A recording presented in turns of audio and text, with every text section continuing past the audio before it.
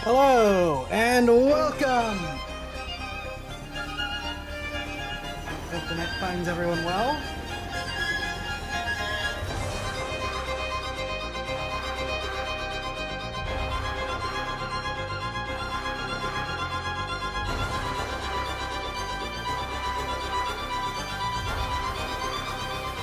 Yeah, internet, first it was OBS, and then passed the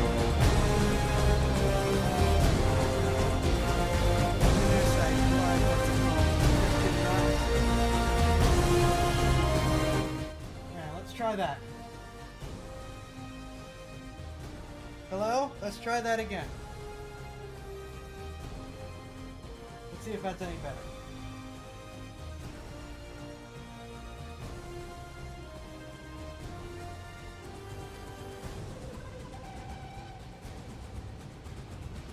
Okay, so OBS.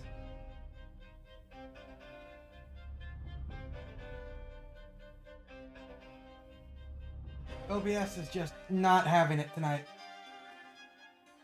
Let's see. Do I have anything? Well, see if that gets us any better.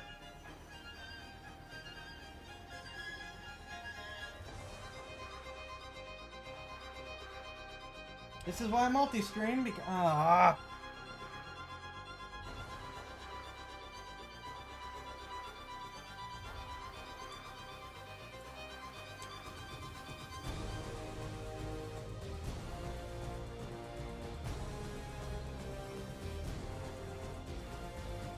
It is definitely an OBS problem for the connection, and I've restarted it 3 times.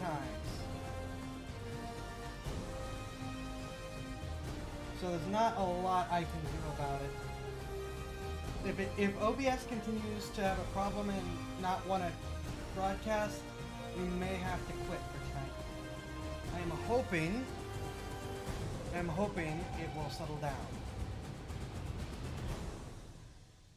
So once again, hello, hi. I hope the night finds everyone well. I hope you had a good week. First thing I gotta do is thank everyone. We got up to 3 for the Genshin Impact signups, which is more than I thought, given most people already have a Genshin Impact account. So thank you. Among the things that you have helped me with, that is a replacement keyboard, finally, because the old one it's still having issues, and it's getting worse.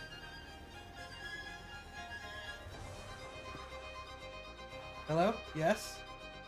It says it's still connected. Did we lose you? Or did you lose me? Am I gone? What's going on?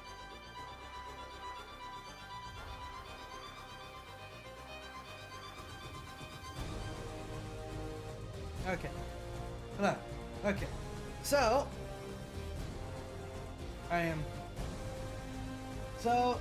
am very, very appreciative of that. Nothing available, or else I absolutely would have taken something because I need it, but expect more of those, I'm afraid. I really appreciate the help you're giving me. So, with that said, what's the plan for tonight? Well, tonight we are playing some Pirates, and then we're doing a reaction! Kentucky Ballistic once again. Yeah, it's been a bit of a week. It's been a bit of a night for me. So, sorry about that, but I am in a good mood.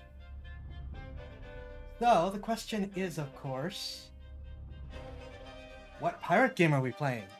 The Skull and Bones is all over the place right now. And this music is really, really good. Well, as it turns out, we are not playing Skull and Bones.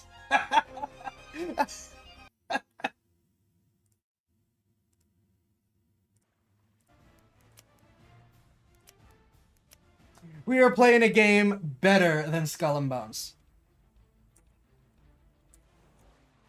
Kaifax? Yes. So, this is The Legend of Pirates Online, which is basically a fan-made recreation of Pirates of the Caribbean Online. It's fan-made, it's been going for a long time, but it's very much, you know, it has a small team, and they can't do anything financially with it, because Disney will nuke them if they do. So it's a small team working on it slowly. And as it turns out, something that this game does not have yet when you sign up is a resend button for the authentication email. So while I'm waiting for Zyfax to be approved, since I sent in some text help support emails saying, hi, could you please resend the email for registration? I ended up just having to use a secondary email to make an alternate account, which will be available before the first account, just because that registration email actually worked.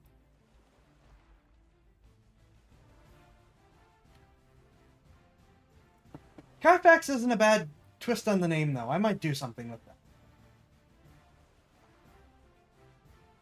Anyways, so yeah, this is a recreation of Pirates Online, which, to my understanding, from what I've played of this game, because this is not my first time playing this game, and what I've seen of Skull and Bones, Pirates Online has more gameplay.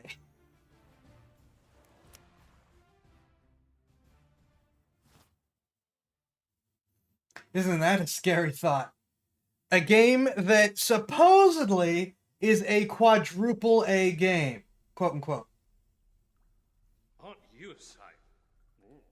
You look how I feel, mate. Here, pull yourself together.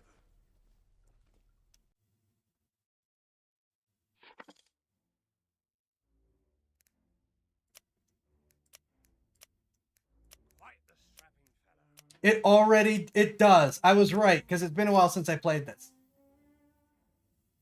Skull and Bones. No! Why? Why now? Alright, when they reboot the servers, we'll do the reaction then. You've got to be kidding me. Gonna reboot the servers. Well, I said it was a very small team that isn't actually allowed to operate on anything financially because of Disney. So let's at least see if we can make our way through the character creator.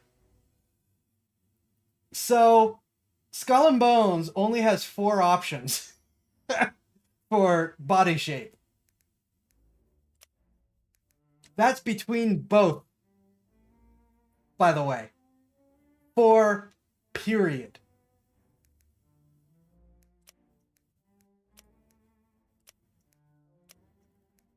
There's a tribe in Bora Bora. Wouldn't come up to your knees.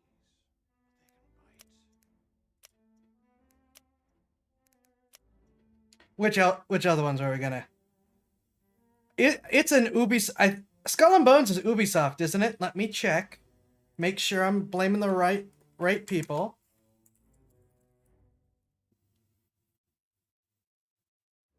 Skull and Bones.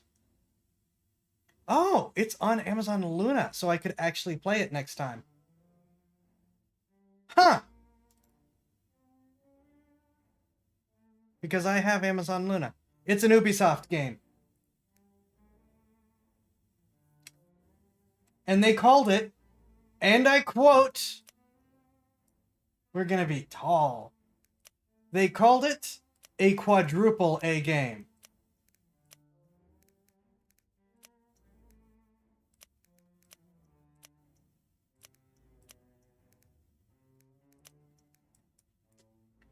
Well, I mean, wish there was a little bit less sickly looking.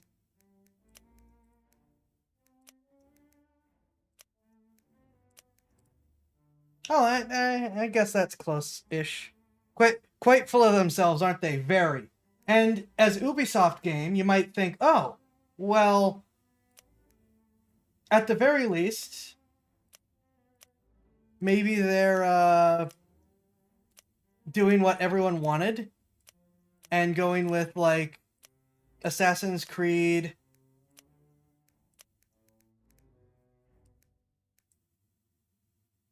Assassin's Creed Black Flag. Oh my. No. No. No. They in fact removed stuff from the Assassin's Creed Black Flag gameplay.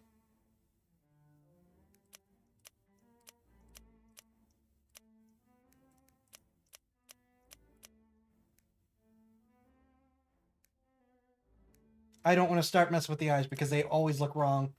A lot of this stuff always looks wrong whenever I start playing with it. Better get a ponytail out of this.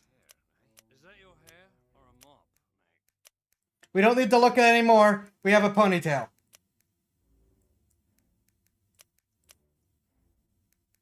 Not too shabby.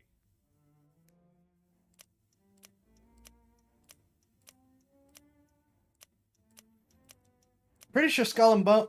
10 minutes. Yep, we're hurrying. Pretty sure Skull and Bones doesn't even give you all these options. Corset type looking.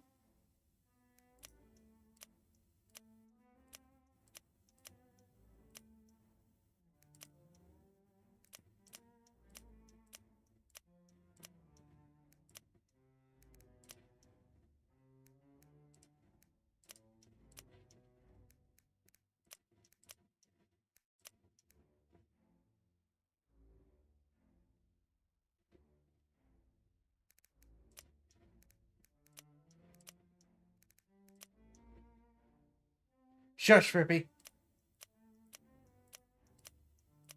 Also, hi.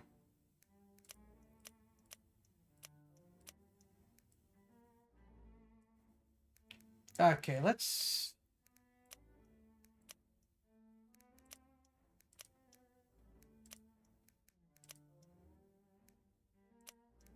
I like the brown, but I don't have any pant options for that.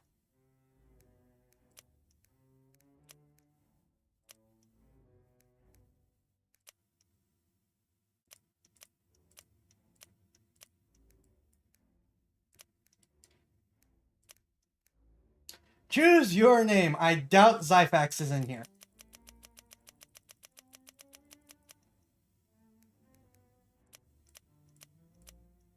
Roxy's cute.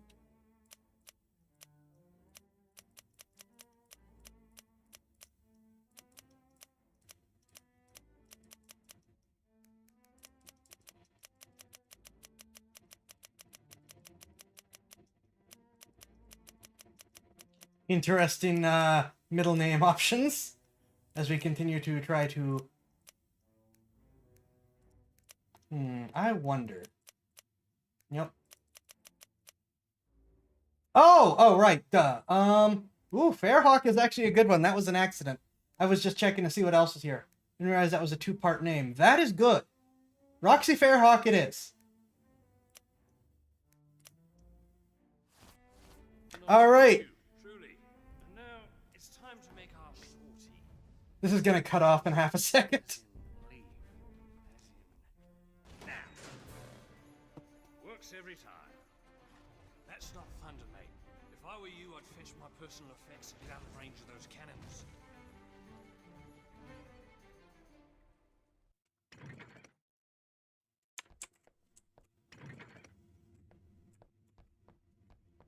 Right. You don't have strafe. Well, you do have strafe if you hold it down.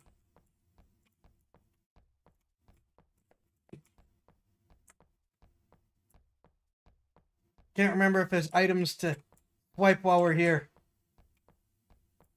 I think that's a no.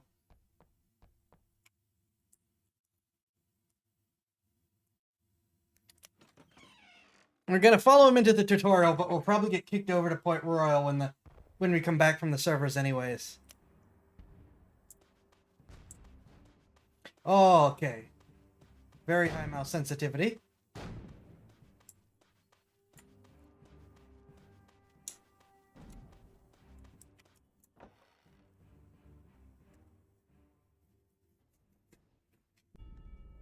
Are we gonna get anywhere? On my word, do as I say or I'll run you through. Unarmed. Wait, you're Jack's friend. Please, accept my apologies. Can't be too cautious. Well, you aren't much use unarmed, with Jolly Roger's skeleton army on the move. Here. The blade's a bit rusty, not well balanced, but it should suffice for the present. Not familiar with the blade? That practice dummy will do. Do we have time to practice? Very well. Draw your... Not to worry. Well done. Okay, when we get Pum back, we will have to turn this down. A true pirate is defined by his reputation. Please, try out the new skill I've taught you. Also, wow, his audio is balanced really poorly.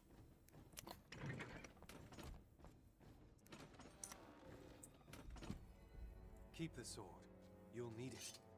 But you'll need more than just a cutlass if you're to challenge the likes of... I'll have to have another look at how good the sword looks, because It's me they're after.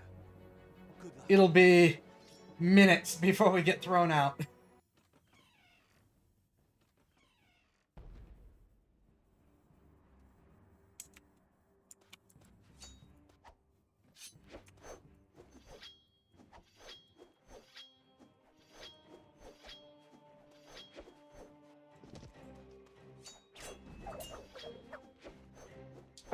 I think it's a little...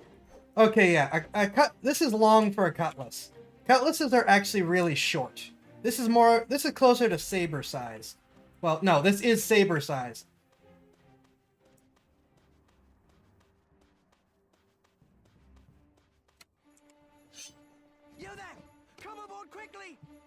was about to shove off without you. Yep, I know, single small team. I'm not blaming them, I'm just saying. Bow back. Risked my neck to fetch Captain Sparrow, I did. But he most generously requested that I take you to Port Royal in his place. Now grab a cannon and keep an eye peeled. for Well, the as far as the designs go, they are using the original designs from the original game. So I feel like I could complain about this because we're talking about Disney here. You know, Disney is responsible for this, not the team, technically. Winger. Good shooting, mate. Hold your fire. It's Jolly Roger, and he's got us dead to rights. Look of incomprehension makes sense given your sword style. Yeah. I don't think I'm actually a pirate. I think I'm just a rando who got dragged into this. Where's that yellow coward Sparrow? This guy has a really good design, though. Deal. But Sparrow paid me double what you was paying. A pretty piece of profit too. So here's your gold back. Of course, I was going to reimburse you, as it were.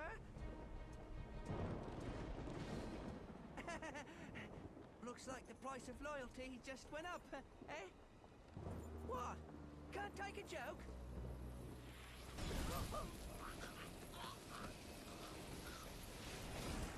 Dead men tell no tales, so I'm forced to let he live. Just make sure Jack Sparrow knows I'm coming for him. Said I'll be letting you live. The sharks may not be so charitable.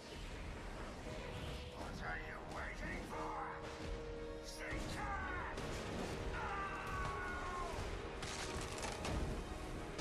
Yeah, it's like so much of this is like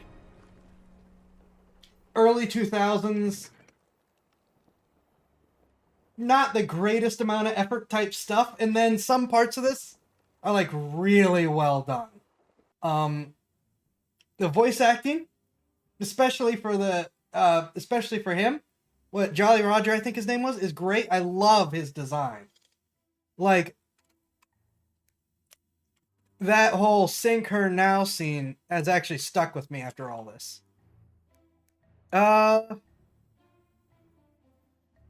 Ooh, I can get a grenade if we visit Aaron Amoris.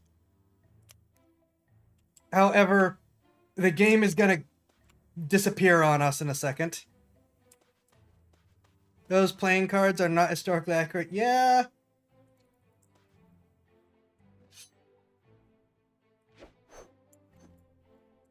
Can I rotate the camera without rotating me? But yeah, this is unquestionably a saber, not a cutlass.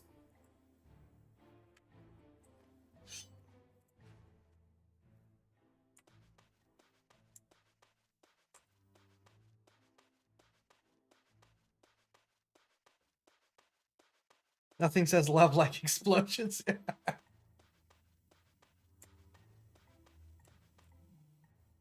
Follow. It's like there isn't a light to follow. There is, however, an arrow.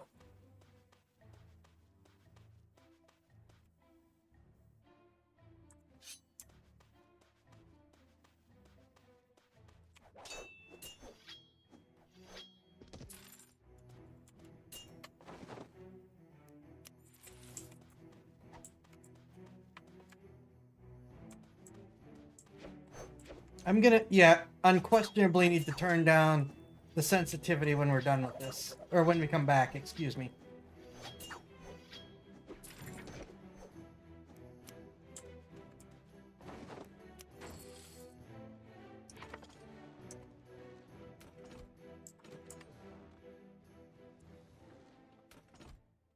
I think I accidentally healed while I was trying to open my inventory.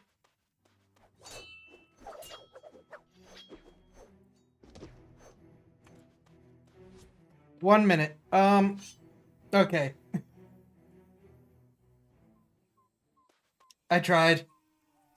The claws lie true. There's a touch of destiny in you. But know that the skeleton you destroyed was nothing but a drop in the ocean. You don't say. Jolly Roger's servants. There it goes. All right. God is amazingly insistent on where you're meant to go. Yeah. Well, there goes that. Okay. I don't know how long the servers are going to be down.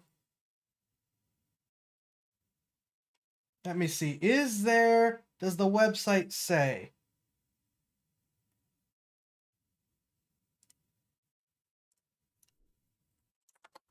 Are we able to check the website for how long this is going to be down?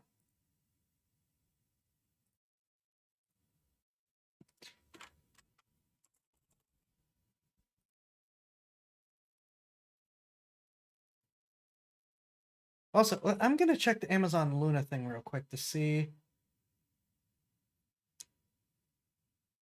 Nope. You can play Amazon Luna for free, but you have to either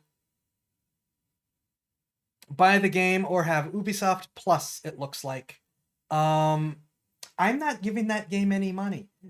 So it looks like we will not be playing Skull and Bones on Sunday, unless that changes. See, what do you guys have a server restart time estimates on your website? It does not say. So here's what we're going to do. We're going to react to Kentucky Ballistics, and then we're going to see if the servers are back online. That seems like the simplest thing to do, because depending on what they're doing, these could be a relatively quick restart.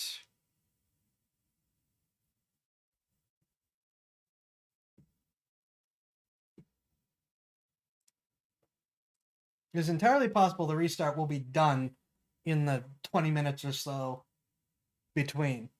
Because it's not like it's a monstrous game with millions and millions of players. How many? I say that, but it might actually have a lot of players because it is a surprisingly good pirate game, especially when you get to the boats. But for now, Kentucky Ballistics. Let me just post this link for everyone.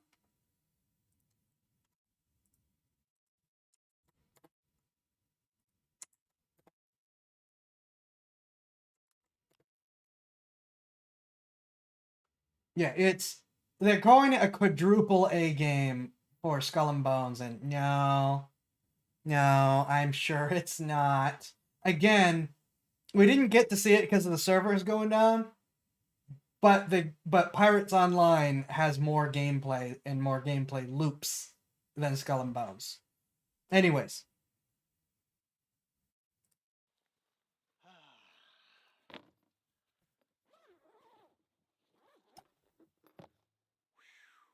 That's nice. Ow! What the heck?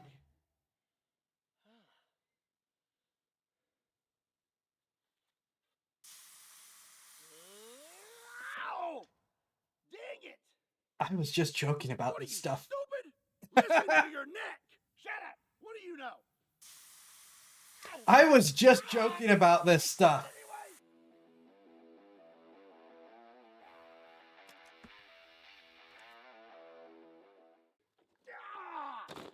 Almost. What's up, everybody? My name is Scott, and you're watching Kentucky Ballistics. And today I have a brand new revolver to show you, one that you've been requesting for quite a while, and I'm so excited to shoot it. So, ladies and gentlemen, this right here is a Smith & Wesson 500 Magnum revolver. It is my absolute favorite handgun cartridge and is the largest production handgun in the world. Now, somebody... Okay, explain that joke. Should we just watch the video? Should we just watch the video?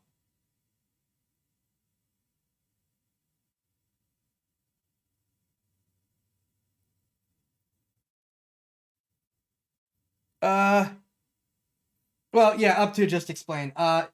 Kentucky Ballistics 50 caliber rifle blew up, destroyed his shoulder, and left him with a massive scar. You know what? We're gonna watch this video. We have time. Give me a sec.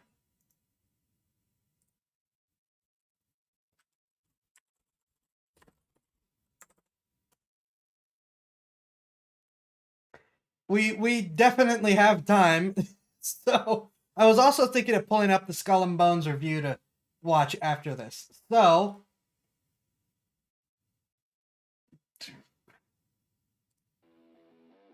I'm gonna throw this link up for everyone too. What's up, everybody? My name is Scott, and I'm going to tell you about how my 50 cal exploded and I almost bit the dust about 2 weeks ago. So I know a lot of you are probably wanting me to explain my injuries, and I'm going to do that, but I think it's best we start from the beginning. I know some of you are going to try to skip around in this video. I highly recommend you stay tuned and listen to all of this. But for those who are going to skip around, let me clear something up first. This was not the Barrett that we torture tested, and this was a complete freak accident. There's nothing that I did to have caused this. So April 9th, 2021, we come out here to shoot a fire hydrant with some slap rounds using my Serbu RN50. So we have the Serbu RN50 with the 36-inch long heavy barrel, and we're gonna go ahead and go big or go home and start out with this. This is a 50 BMG slap tracer round. The slap rounds tend to go a little to the right, so I aimed a little to the left, but this one actually hit true to where I was aiming. We hit right here, and you can see that thing is smoking. And then we blew right through the back of this thing. Everything was going pretty smooth. We shot the fire hydrant several times, but the slap rounds were... Something real quick, not normally mentioned. Well, that I know he doesn't mention in the video because I've seen this before.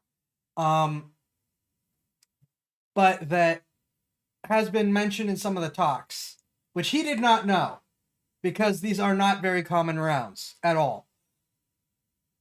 Slap rounds are not, he did not know, most people don't know, because they're rare. Slap rounds are not actually supposed to be fired out of anything with a muzzle device, which this has a muzzle brake on it. That counts, because the plastic can get caught. That's not what happened, but that is an important thing to note. We're acting a little funny. One of the slap rounds hit like 1.5 feet low and to the right. I say we hit it with one more slap round, but this time aim for the thickest part of the fire hydrant and see what happens.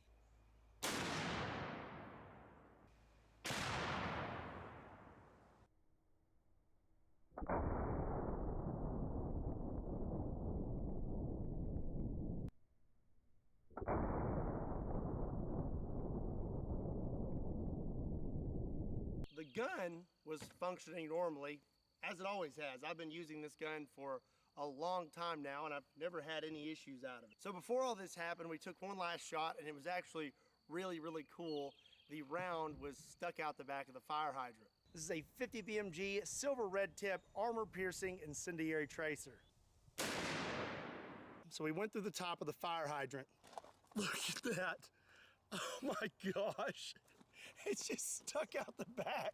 After that, I decided I was going to take one last shot with a slap round and try to hit the thickest spot on the fire hydrant. So before I loaded my last slap round, I know that there was no barrel obstruction because I literally found the round in the fire hydrant. But this last round that I loaded into my Serbu RN50 was a very, very hot round, and I had no idea. And there's really no way...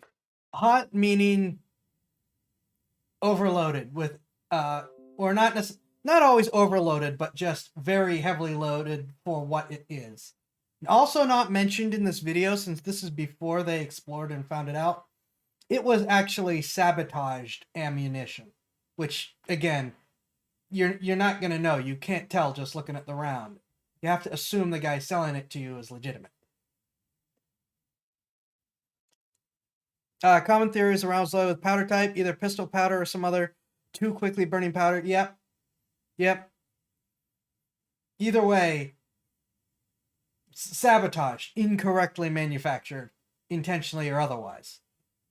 For me to have ever known that this round was as hot as it was.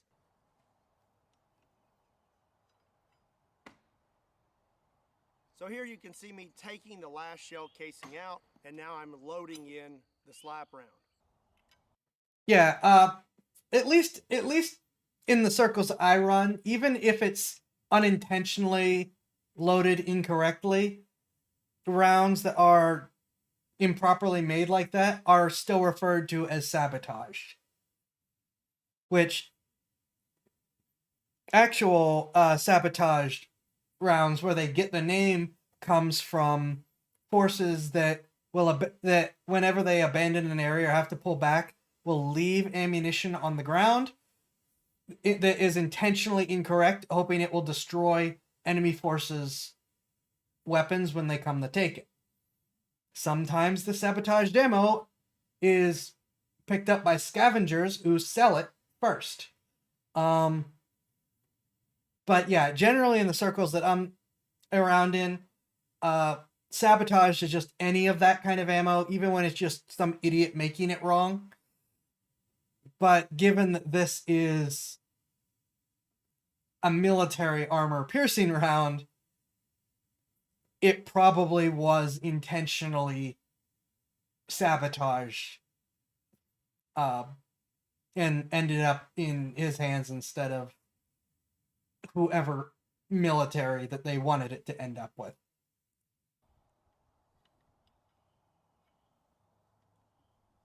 I screw the cap on all the way, and the gun closes completely, and everything is functioning as normal.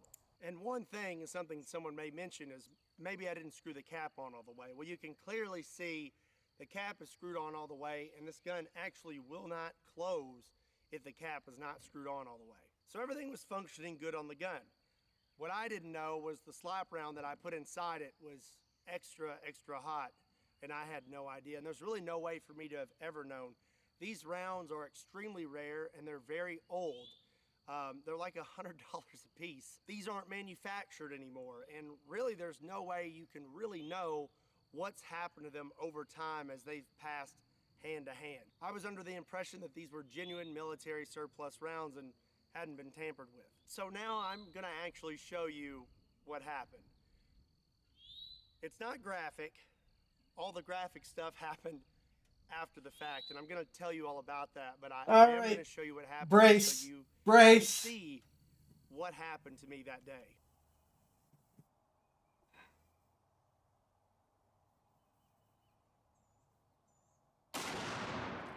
Oh! I get secondhand hurt from that.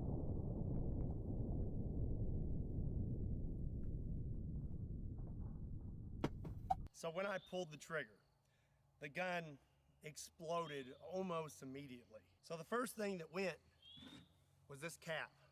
And this cap is solid steel, and it is very, very heavy. If you look right here,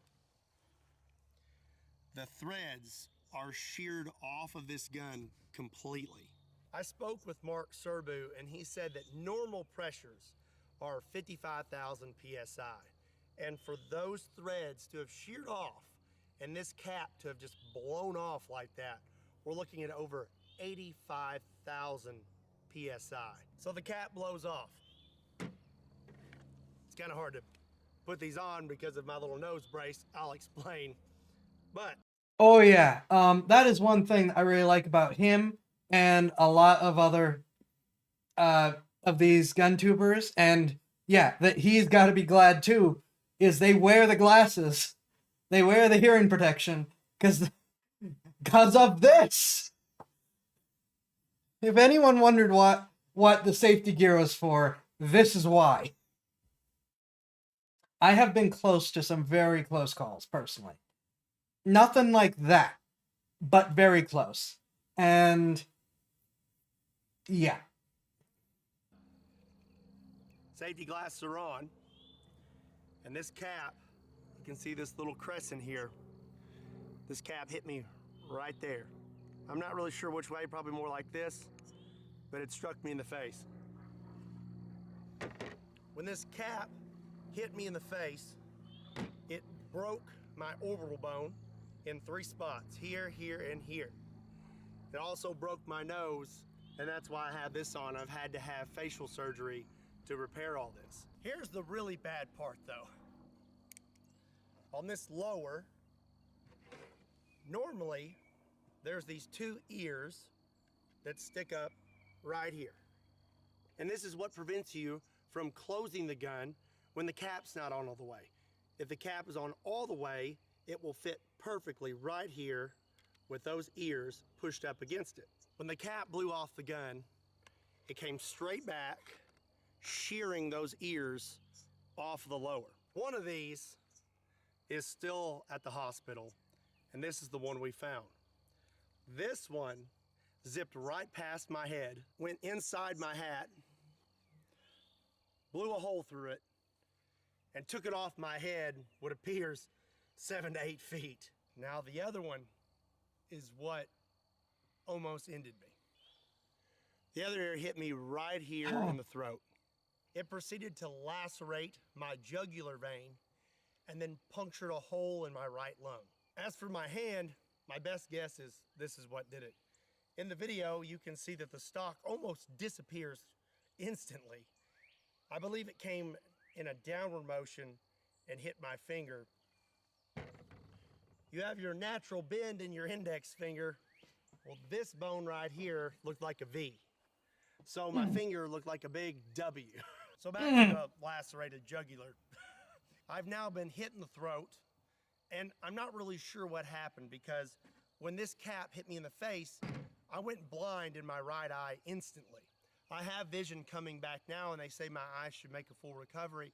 But in that moment, I went completely blind in this eye, and it was like I had been punched.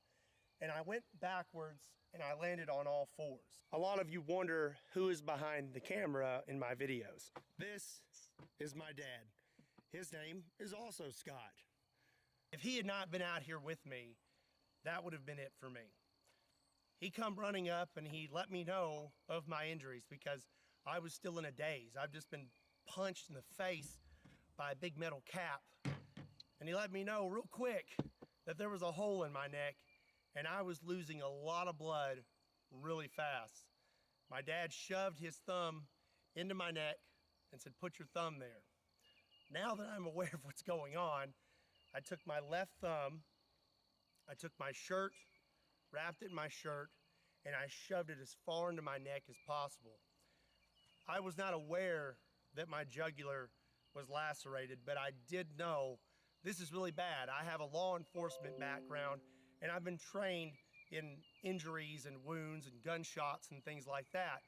And I know very well that if you get hit in the neck, it's not good because you can't tourniquet a neck. After I had plugged the hole, I applied extreme pressure, pinched my head down into my hand, and made a run for the truck. So the truck here was right near us. There's a trailer attached. I had to run around the front. I jumped in the passenger seat. Dad jumped in, and we took off. And this all happened in a matter of seconds. I would say under a minute, we were in that truck and just hauling tail into town. Something I forgot to mention, this upper weighs like 25 pounds. And you can see in the video that it just gets thrown off the table. So much pressure came out the back of this upper that it launched it off the table. It's an insane amount of energy that was thrown into my body. So now we're driving very fast into town. I am applying constant pressure to my throat and I'm breathing very slowly, trying to control my heart rate because the faster your heart rate, the faster you're going to bleed. My dad's driving, so I thought it would be nice of me to call the ambulance. My dad didn't agree with this, but I wanted to do it myself because I wanted to try and stay awake. I needed to be doing something to keep myself conscious. If you have an iPhone, there's this nifty little feature on the side here, and if you hit that button one too many times, you'll call 911. This can be kind of A lot of Androids have this, but you gotta set it up. My phone is an Android, and I can do the same thing. So if you you should check your phone to see if you can do that. Even if it's not because of a gun exploding, it's a good thing to have. It's a really good thing to have. So there's my little PSA.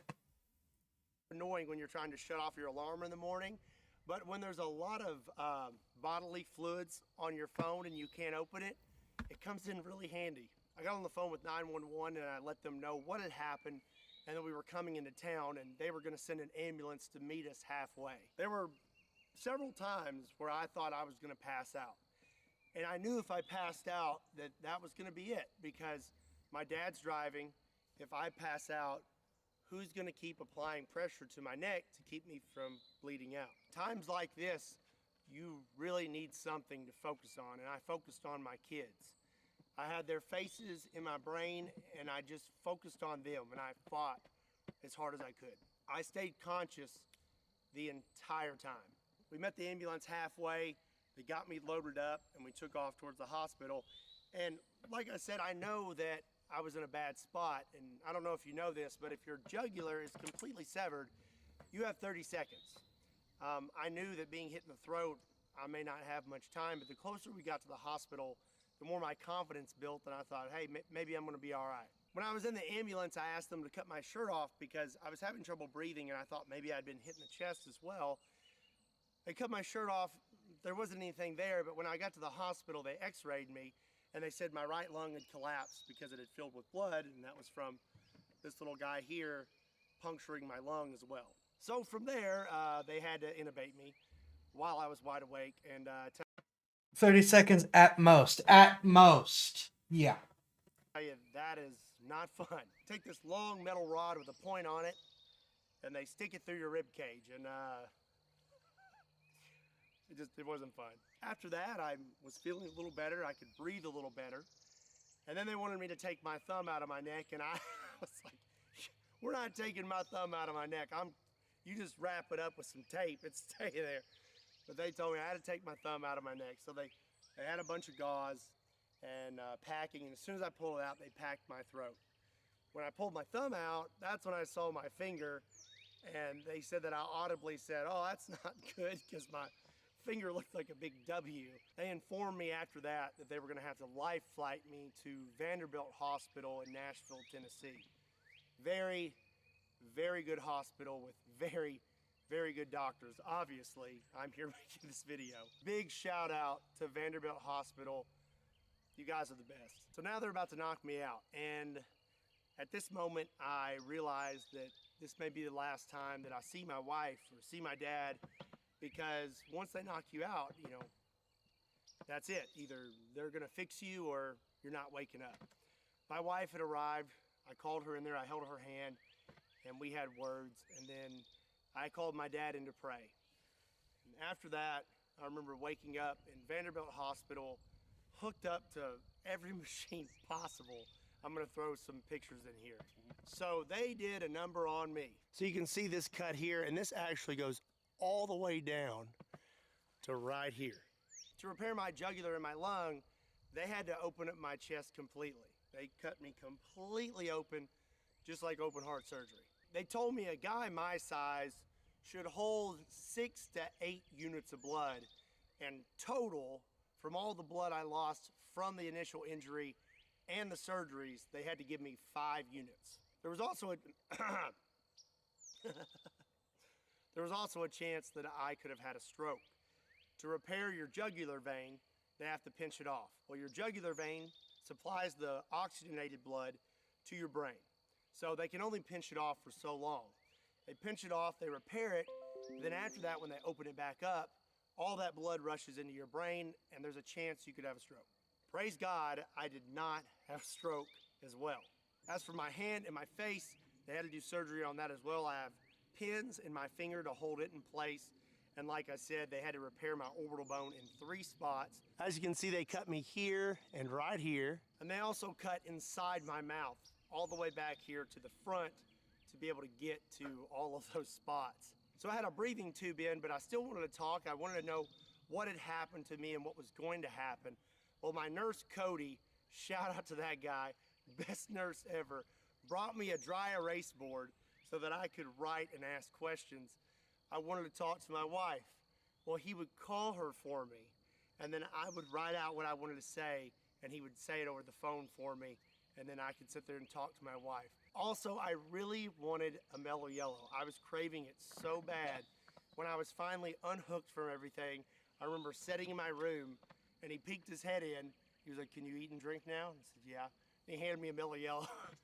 Coolest nurse ever. So for about 2 days, I had tubes coming out of the front of my chest, one tube coming out of my right side, and one tube coming out from behind my collarbone to drain everything around my lungs. And I had to carry this little vacuum pack with me. They removed those really quick. I'm healing extremely fast. They kicked me out of trauma within a few days. This happened on April 9th, which is a Friday. I went home the following Saturday. There is... That is incredibly fast. Because his injuries are like, okay, you're just going to live at the hospital for another couple of months. Guess not. a lot more to this story when it comes to my injuries and...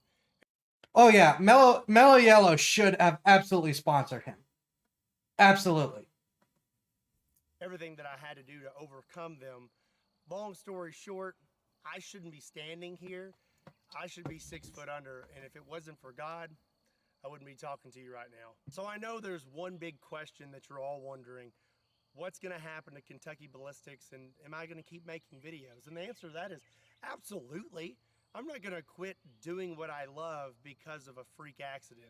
There's nothing that can keep me from continuing on. I love what I do, and I appreciate every single one of you. I am healing at a Wolverine rate. I am healing so fast that really a lot of people have been kind of confused at how fast I'm healing. That's God, He's healing me quick. And I'm gonna keep making videos, and I cannot wait to get back out here. I have some videos planned, and I think you're gonna like them. It's gonna be some really funny stuff. Also, I know there's gonna be... Yep, fixing a jugular is not as hard as a heart valve, but that is like saying I'm less worried about the fission bomb than I am the fusion bomb. Yeah. Be a good bit of you that want to support me while I'm healing, and I really appreciate that. But I don't want to do a GoFundMe or anything like that. If you want to help me out, I want you to get something out of it too. So we got some new shirts. The doctors told me that if it wasn't for this thumb, that I would have died. This thumb saved my life, and my wife came up with this saying. She said, just put a thumb in it. And I thought that was the funniest thing ever. So that's what we're going with. We have just put a thumb in it shirts. I think these are awesome. And if you want to support me, there's a link in the description down below. They're available now. Pick you up a shirt and support Kentucky Ballistics. Sure, This that is makes not sense. my normal Yes. content, and definitely not what you expected me to post this week, but this is something I felt like I needed to let you know. Again, this was a complete freak accident, and there's no way I would have ever known just how hot that round was until it was too late. So like I said, I'm healing really fast, and I'm gonna be back to it as soon as possible. But in the meantime, keep your eyes peeled for some pretty interesting videos I have planned and my update videos. Before I close this video, I just wanna say how much I appreciate every single one of you. Thank you for making what I do possible. And I know that the majority of you are gonna be extremely supportive right now, and I really appreciate that. Don't forget, if you wanna pick up a shirt, there's a link in the description down below. And as always, my name is Scott. My name is Scott, and you will most definitely see me next time.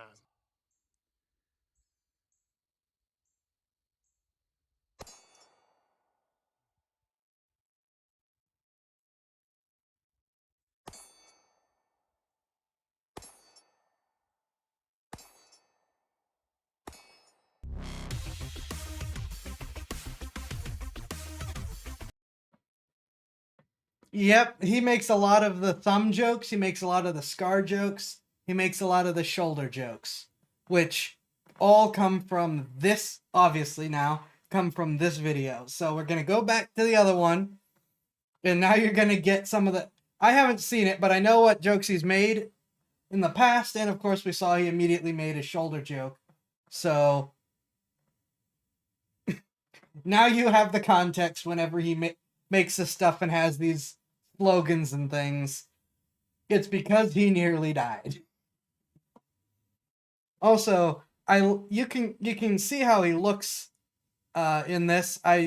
He looks a lot better 2 years later. Because that was from 2 years ago now. And is the largest He's recovered nicely. handgun in the world. Now, somebody We're gonna start from the beginning.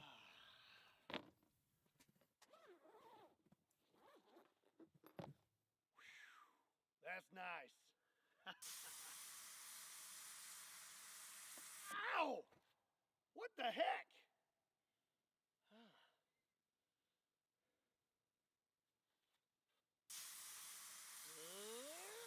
Ow! Dang it! What are you, stupid? Listen to your neck! Shut up! What do you know? Ow! I'm gonna shoot it anyway! Yeah, that's a bit quieter. Let's turn him up. Let's see how that does.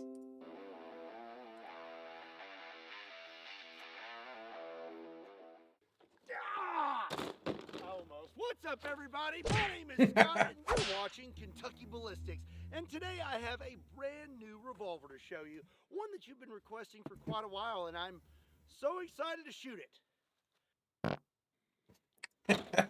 So, ladies and gentlemen, this right here is a Smith & Wesson 500 Magnum revolver. It is my absolute favorite handgun cartridge and is the largest production handgun in the world. Now, somebody decided that that was not enough, and they wanted something a little bit bigger. So now I introduce to you the T2 Armory 500 Bushwhacker. So what's the big deal about a 500 Bushwhacker? Well, let me show you real quick. This is a 500 Magnum round, and this is Because a that's a 500 good idea. Bushwhacker. That is absolutely bonkers. A 350 grain 500 Magnum round is going to be moving around 1900 feet per second. This thing is going to be cranking out rounds upwards of 2600 feet per second. So technically I should be extremely excited to shoot this revolver. I mean, I am the recoil king of YouTube, but there's a reason that this gun here kind of makes my neck itch, and I've been avoiding it. Let me explain real quick. This is a Magnum Research BFR 500 Magnum. There's a lot of extra space in this cylinder here when a 500 Magnum is chambered. Well, T2 Armory decided to do something with that space, and thus the 500 Bushwhacker was born. It also has this lovely muzzle brake that is supposed to help with recoil, but that's not my dilemma.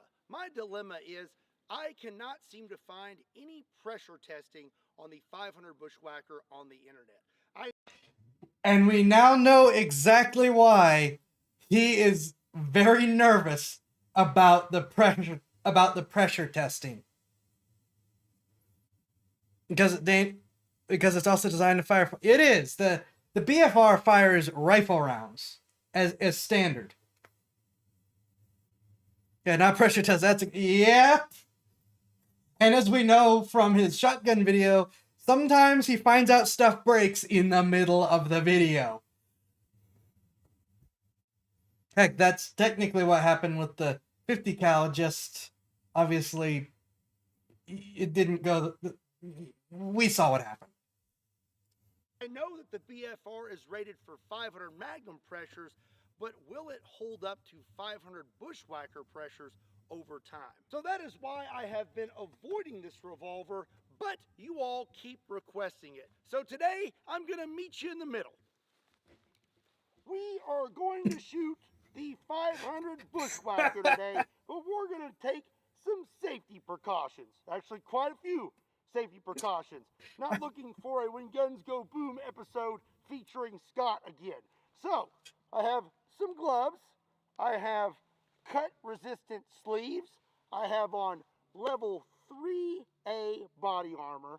I have on a full face shield, a ballistic helmet, and most importantly, I have on a cut-resistant neck guard. I think this ought to do it. Yep, I don't blame him at all. Starters, I'm going to shoot the 500 Magnum. And this way you have a baseline and something to compare to when it comes to the 500 Bushwhacker. So here we go.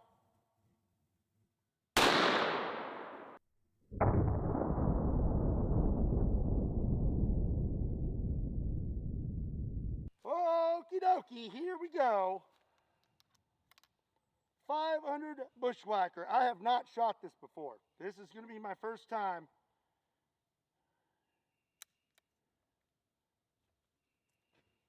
I feel so great about this. Feel so I'm doing good. direct. Yeah, the face shield and the voice You is guys kind of know that amusing. I really like you a lot. Oh boy. All right. Here we go.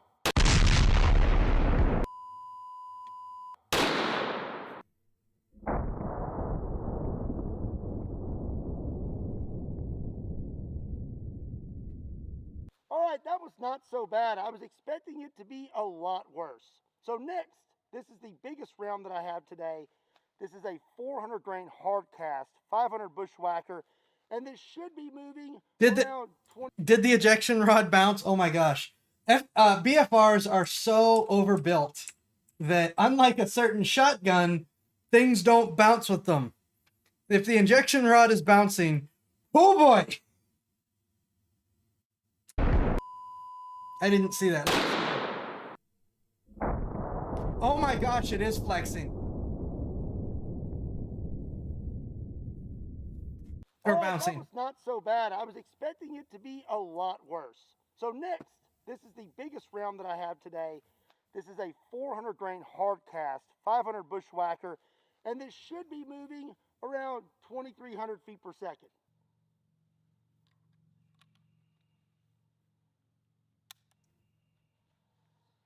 Okie dokie.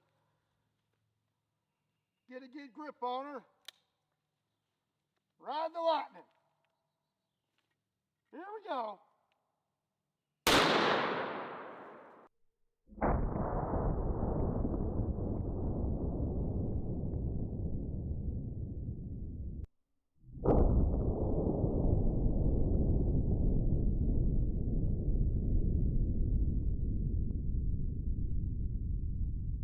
All right. That was quite a bit more than a 500 Magnum. She'd be kicking. All right. Well, before. And keep in mind that in the 2 years since his earlier video, he's not kidding about being YouTube's recoil king. His whole... Did the barrel just flex? Okay, we're going to go back and watch that again. But his whole thing is becoming the master of recoil control. That, even out of other people who are used to high caliber pistols, that gun is jumping out of their hands. Fair, he was starting to head that direction, but like that gave him a kick to really go down that direction.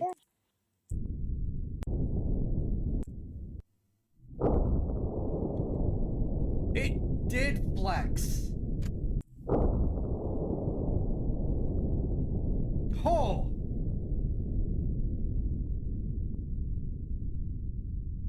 That's terrifying. That was quite a bit more than a 500 Magnum. She'd be kicking. Yeah, we saw what happened with the Well, shotgun. before we move on to other tests, there's something that I'm going to need to get out of the way. We're going to fire this with one hand using the 400 grain hard cast. Should be fun. Okie dokie. This will be the real test, won't it? All right. Here we go.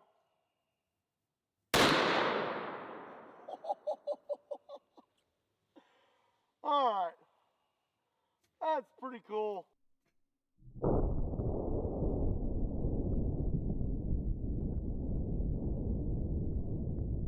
Yeah, for him, that's a lot of travel.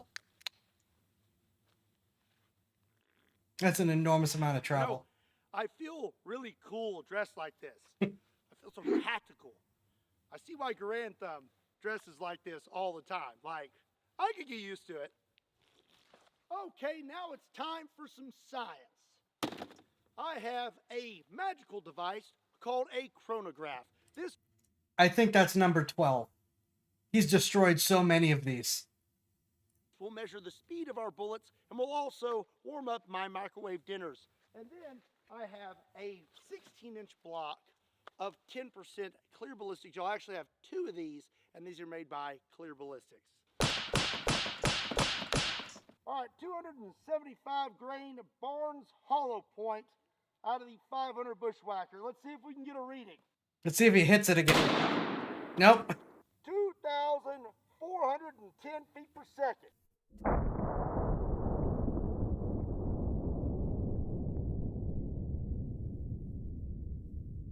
That gap actually did something about it. Dang, that thing really did a number on that block. There's our entrance hole, and that thing opened up really quick and really violently. And then here is our second block. It looks like we stopped in the second block.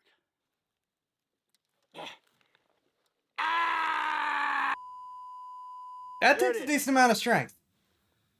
All the petals are broke off. It expanded and delivered a lot of energy to that first block. Okay, that was a 275 grainer. Let's try out the 400 grainer. He's gonna hit it again.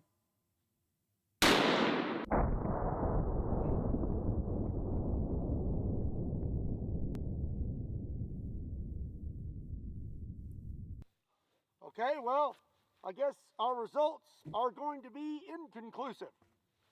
All right, we got the technical science out of the way. Now it's time for some Kentucky ballistics. He has I'm destroyed gonna some. compare the 500 Magnum and the 500 Bushwhacker and see what kind of Do you have any idea?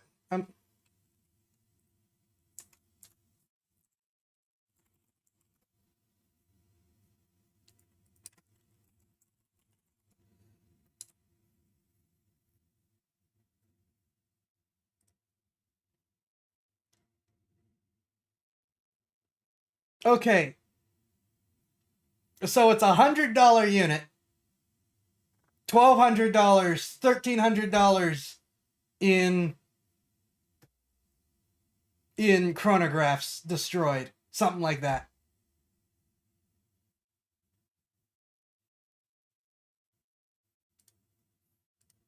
differences we get when we shoot some random disgusting targets. Our first target is going to be 2 6-pound cans of sweet peas. All right, first up is the 500 Magnum. Holy cow!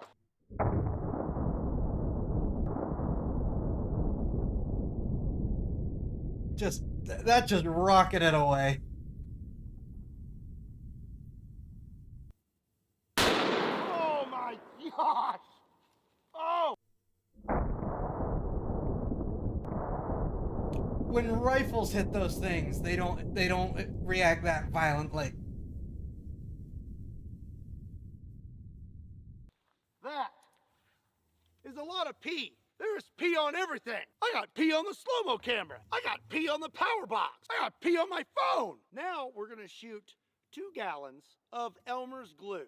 Okie dokie. 500 Magnum is first.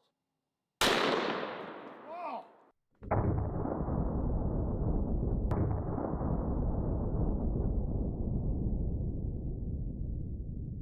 Yeah, you don't want to hand a 500 Magnum. Forget this Bushwhacker. All right. Now for 500 Bushwhacker.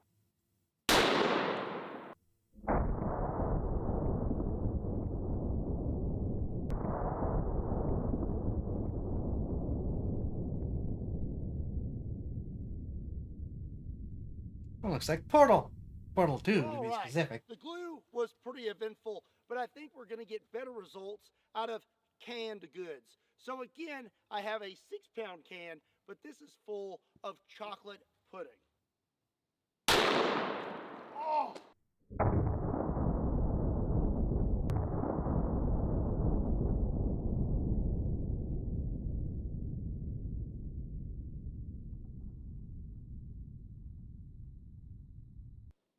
$500 Bushwhacker! Holy cow!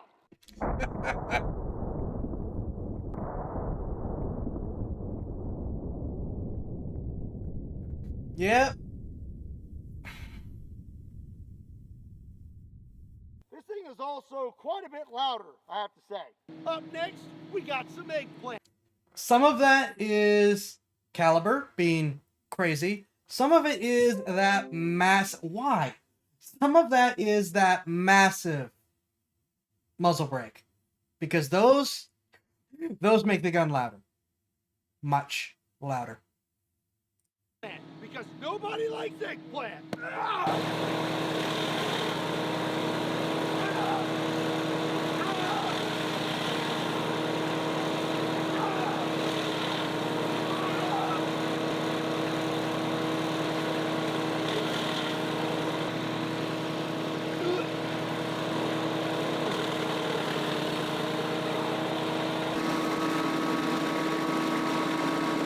The 500 Bushwhacker looks like a I never understand that gimmick. I'm sorry, Scott, but I just don't. pretty good handgun to take out glue, pudding, and things like that. But how will it hold up when it comes to defending the Earth against the most wretched creature ever created, a Furby? Goodbye, you wretched beast!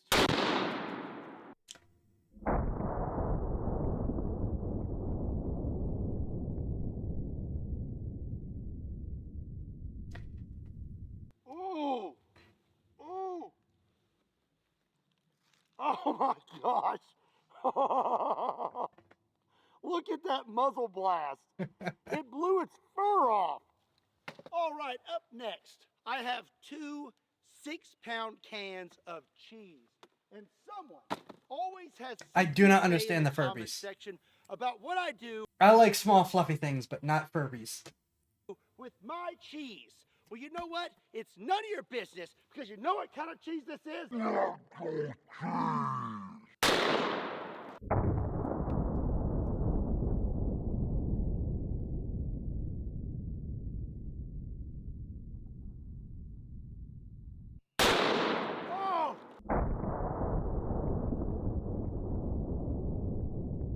Look at that. It is sending parts of it off just like as if it were solid.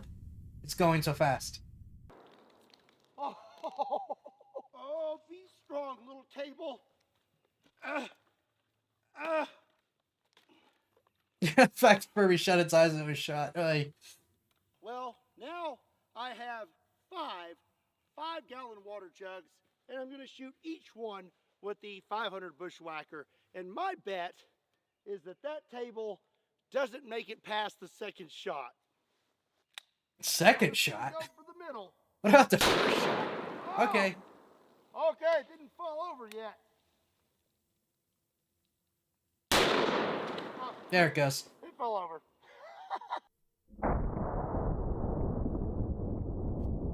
Rifles do not deliver this much energy. Rifles.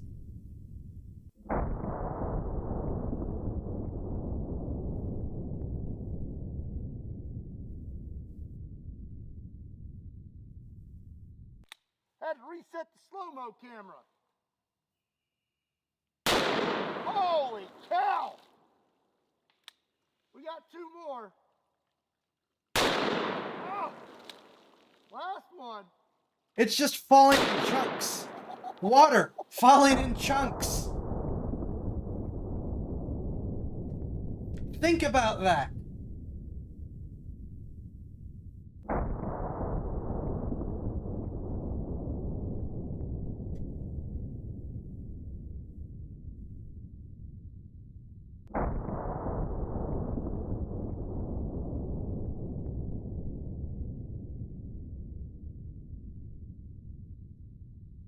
Wow. That's quite a bit of damage. Look at these things. Just completely annihilated. The table is pretty much destroyed for me now. I don't even got to do that. That's a lot of energy. Big bore energy.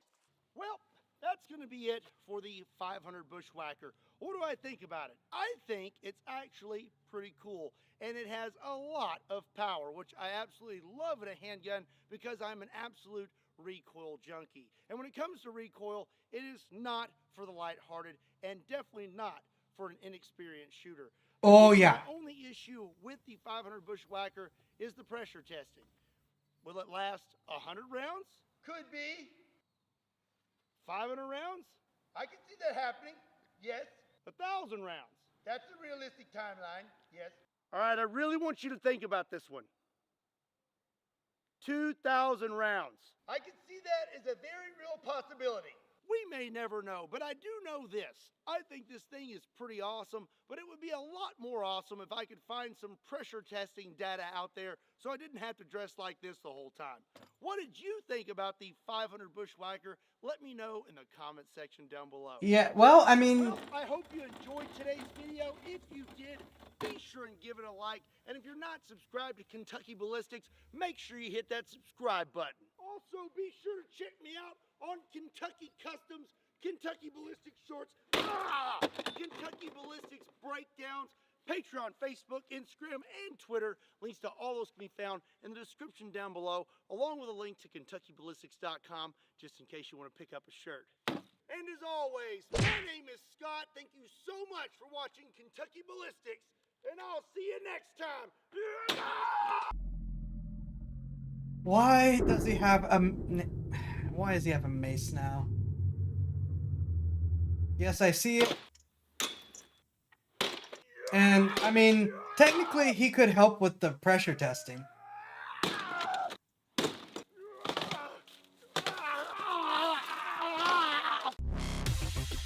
He's done a lot of how guns explode testing. So he could be, you know, he wants to see pressure testing. He could do the pressure testing himself. Why?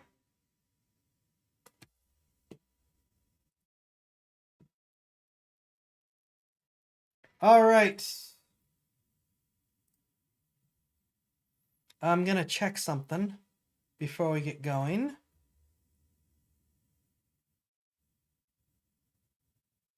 And then we're going to see if the servers are back online yet. The why is that those darn notifications that will not stop. All right.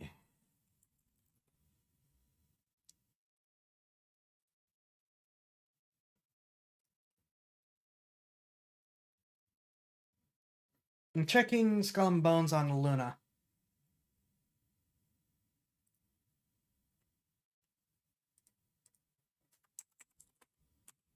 Just to see. Nope. Even when I get in on my account, either $18 a month or $60, which is a no. That'll be a no. All right, let's see if the game servers are back online.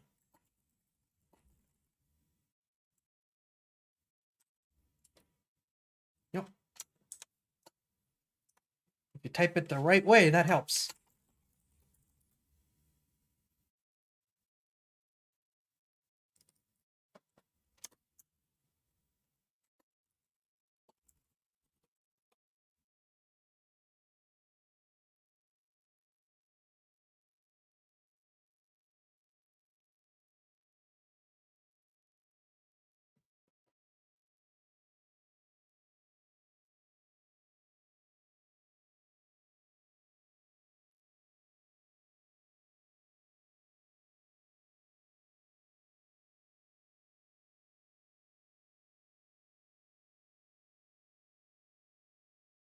It is loading.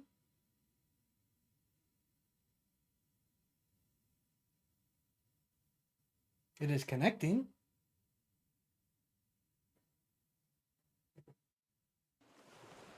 It is online! Haha!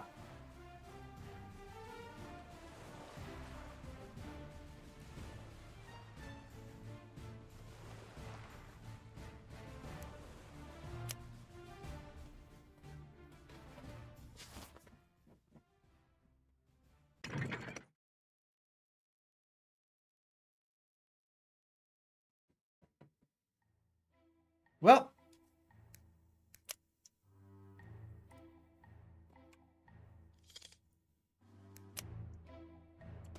I didn't see the message, but I guess that was it, so okay.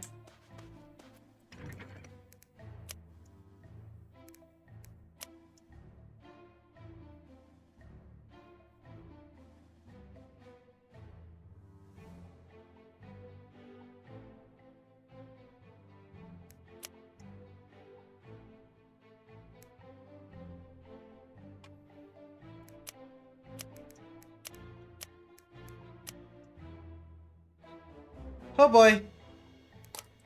No mouse sensitivity.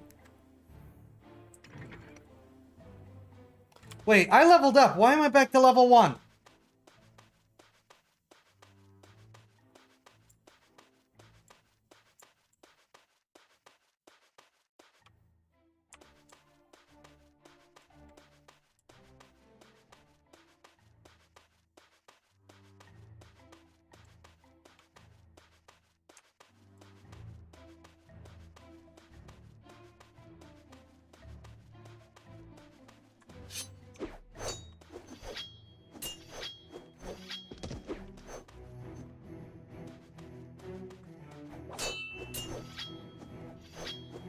It's an MMO!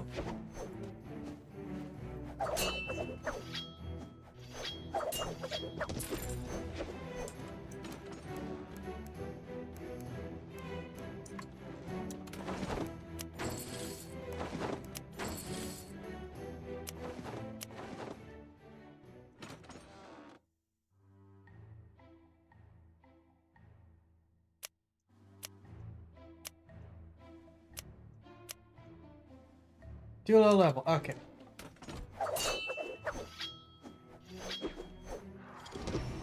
Oh, now it says I'm level 3. I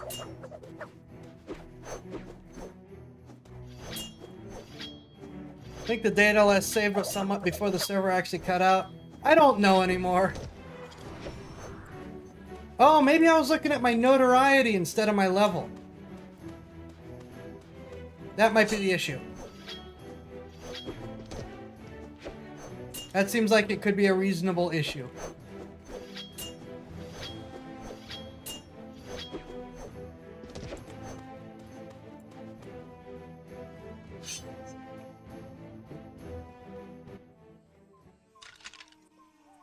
The claws lie true. There's a touch of destiny in you. But know that the skeleton you destroyed was nothing but a drop in the ocean. Game? Jolly Raja's servants are many, and most be far more dangerous. Look Game? now. From the darkness come the light. On one horizon, Lord Beckat's deadly assassins, the Black Guard. On the other, Jolly Roger's skeleton army. Their powers grow, Lord Beckett and Raja. No more this can be. You must play your part, just as Whittier Jack will play his part. Now take this, something for you. Game? To find a way, yes. I watch you. When destiny whispers, I will reveal more of the dark arts. But first, you must help Whittier Jack recover his dear Black Pearl. Again. Without the pearl, we all be lost. Go now. Hurry. Hi, Nick. Yep, Pirates of the Caribbean Online. With Skull of Bones being a problem, I figured it would not hurt to play a better pirate game. Yes, heavy cutlasses were a thing, but yeah, they were. Cutlasses are valued for their speed and convenience. Heavy cutlasses kind of eliminate both of those.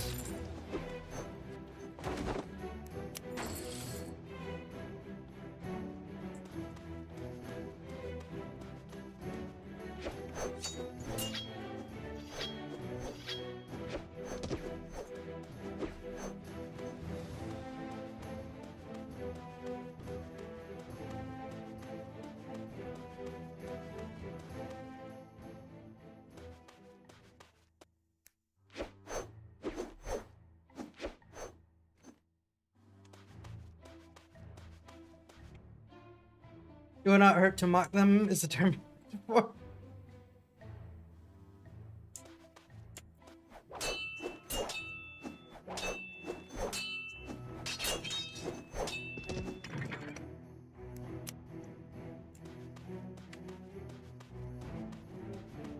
But yeah.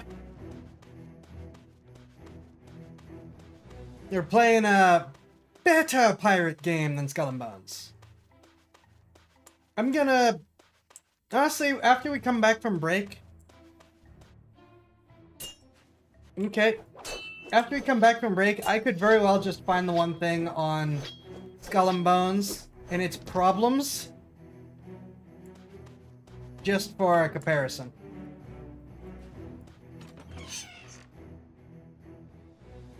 This is even more on rails than WoW. We're in the tutorial still. So you're Jack Sparrow's newest protege, hmm?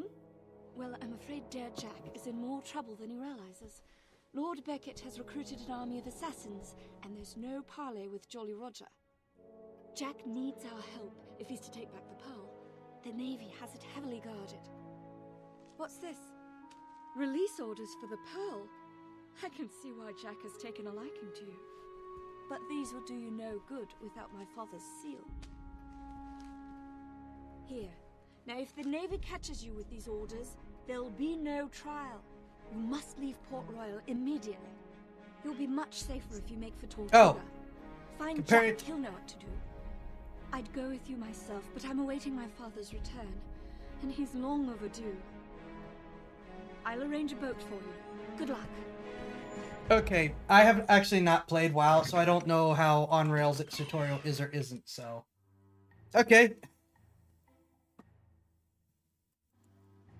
I guess that is in fact fair.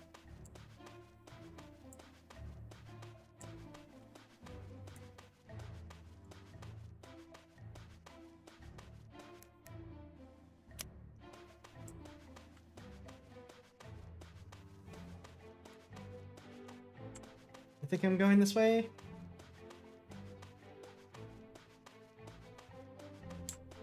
I should probably one day play WoW, and I just don't.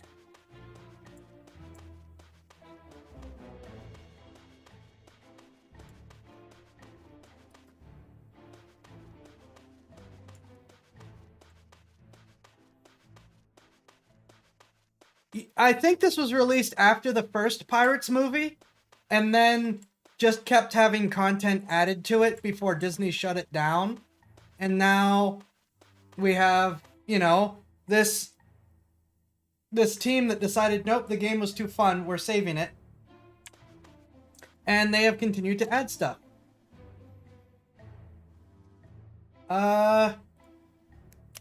Give you a ship, but you need to rename her. Chat, what are we renaming the ship?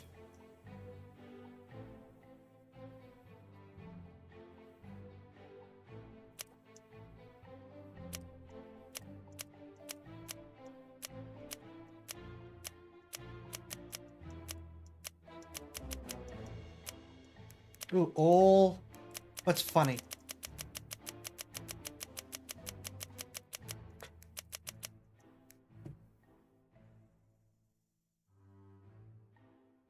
I assure you, up to, we are not. Imperial Dragon should be saved for a better ship.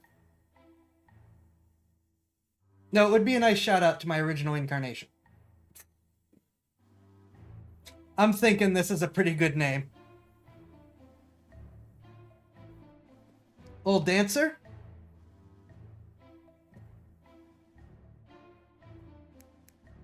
Zai's humor has been so good.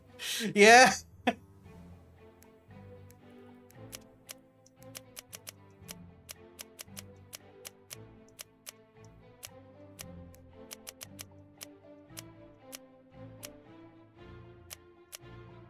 Wait. Nope. Unfortunately, we only have two.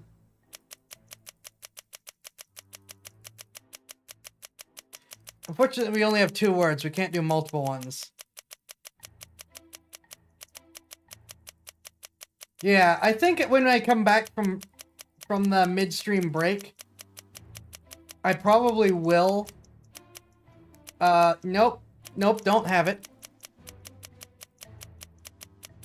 I probably will look up a quick review demonstrating the lack of anything in Skull and Bones.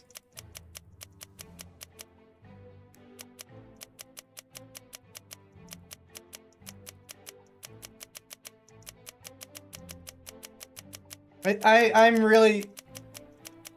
I think we're gonna have a cadaver here. I know I asked, but I think I'm going with cadaver.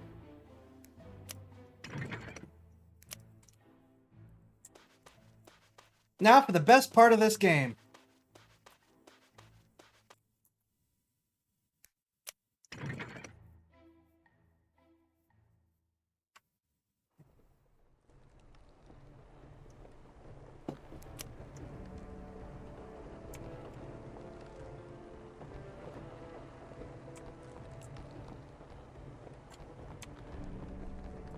Because you mentioned Sea of Thieves, but here's the thing. In Sea of Thieves, this is what you'd get. But in this game, you can still fire even when you're the only person on the boat.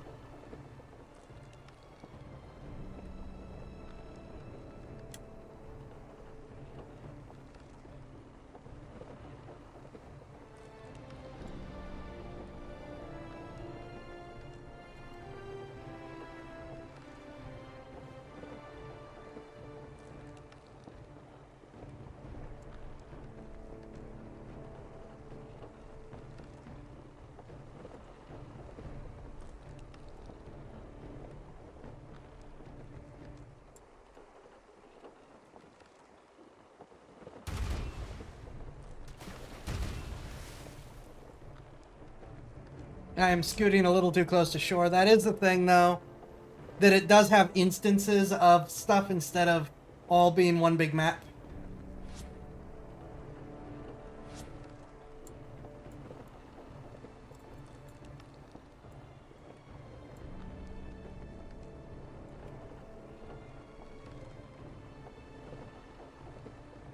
Then Space God here, you idiot. That is probably accurate. Well, you're firing all three guns in sequence, and then you have to wait for the reload.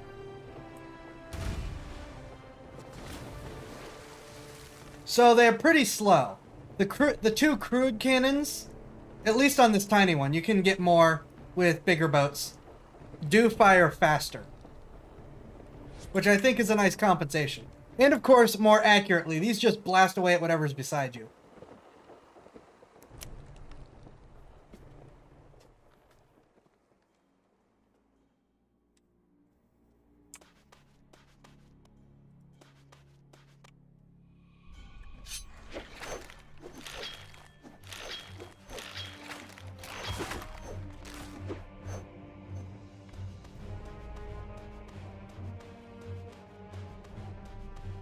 Yeah, that is absolutely a saber, not a cutlass.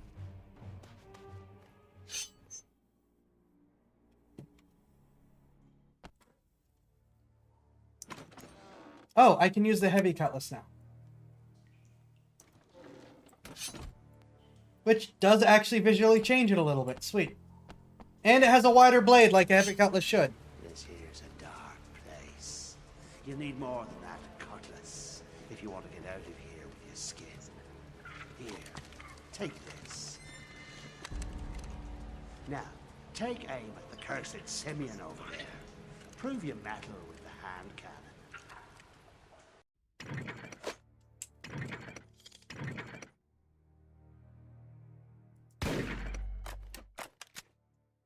That is way too fast.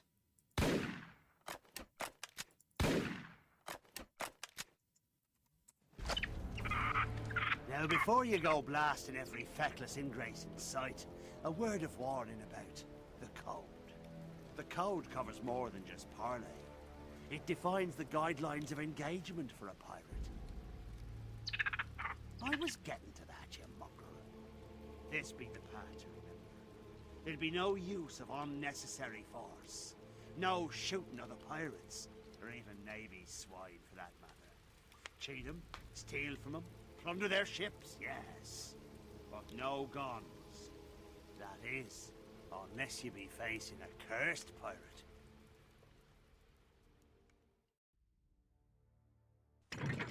Yeah, Disney.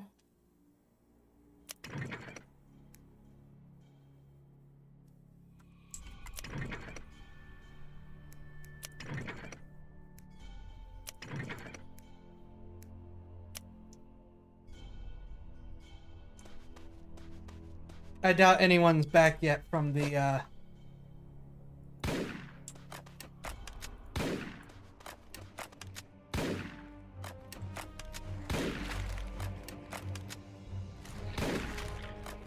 Please? Please?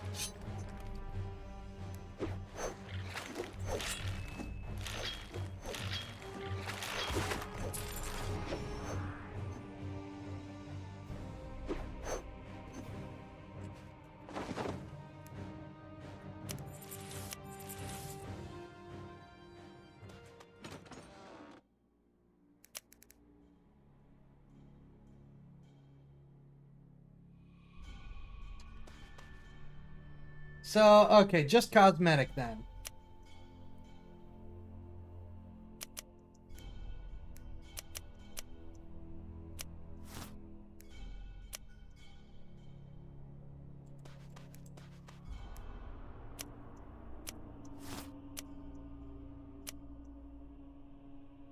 Oh, they're the same pair. Okay, never mind. Sometimes the dead man has messed up your memory. The only things we don't shoot are the things we got. So, yeah. I got 6 guns. One of these is bound to have your name on it. Accurate. And yeah, that's you know this was a Disney game when they're telling you not to shoot anybody.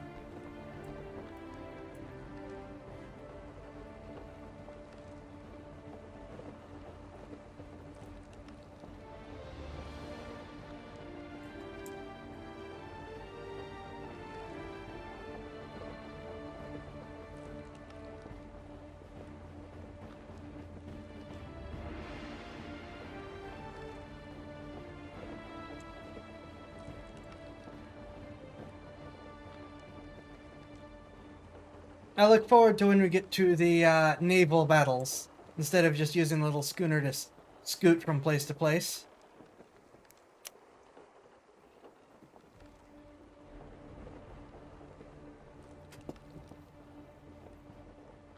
Yep, near Florida, but never reaching it.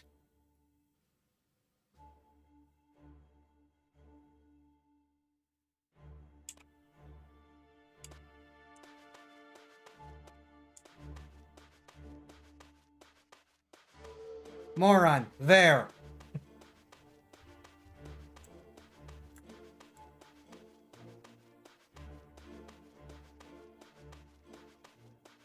You're like, ships? Is that a schooner? I'm pretty sure that's a schooner.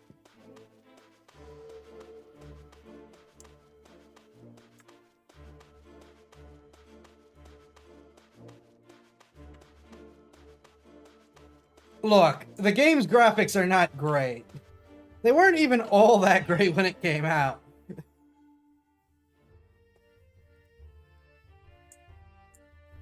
The Faithful Bride. Well, that's not a correct name. Not for this place. Choice, but you don't happen to have a lovely sister by the name of Ethel, do you? No? Good. Right then. Welcome to Tortuga. Captain Jack Sparrow at your service. And this gentleman, who needs no introduction, is... What's your name again, mate? John. James, actually. Right. We were discussing the important matter of my next drink. Is... still there? Oi? Now I remember. You're that scrap of flotsam from jail. Come to square up with me for that free trip to Port Royal, eh? We're going after the Black Pearl, mate. Savvy? So go find Joshua Gibbs and tell him I sent you. Leave a nice tip, mate. Jeremy here pours a spirited spirit.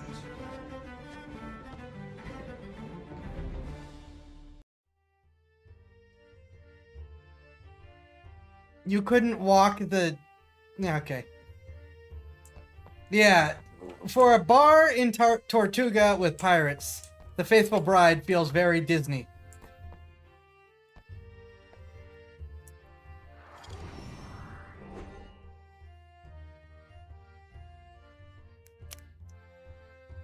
Going after the pearl, did he? Not saying we is, not saying we isn't. Earn many enemies. Prove your trustworthiness. Sink a Navy ferret. And defeat 4 cadets. Excellent. We are at the shooty bit.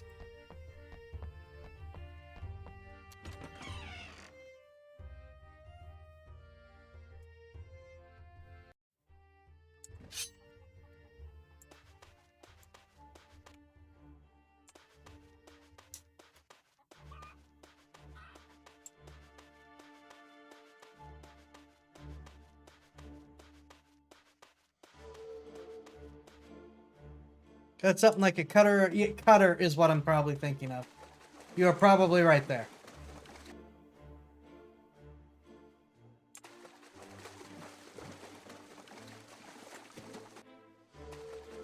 I don't think there's Navy cadets out here. Let's try the other direction.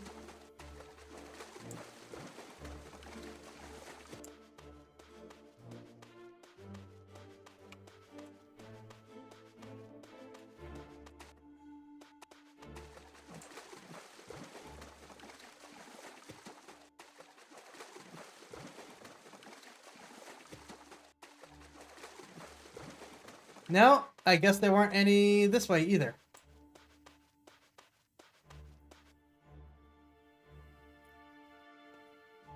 I get... Okay, wait. Does it want us to do the boat first? I think it wants us to do the boat first. We'll do the boat first.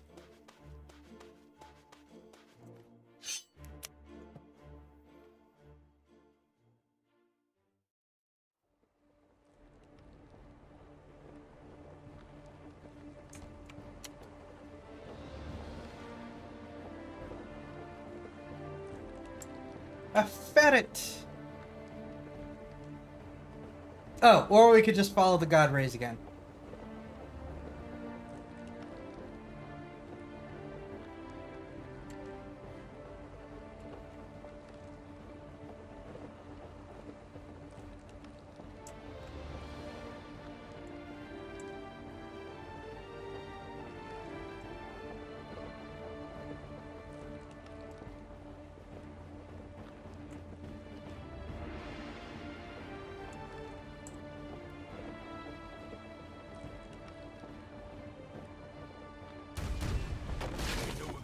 Pirate ship. Time to start plundering.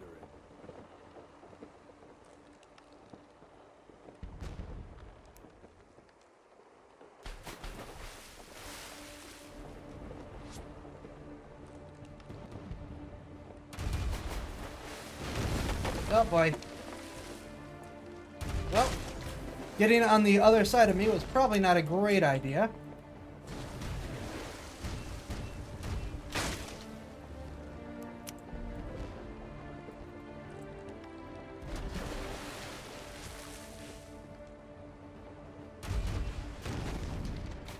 The inability to hit is going to be a problem for me.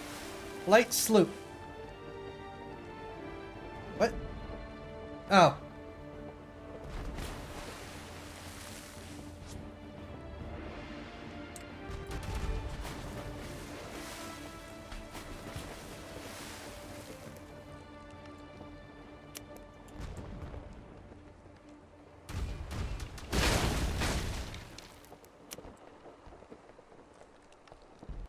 Other one! Other one!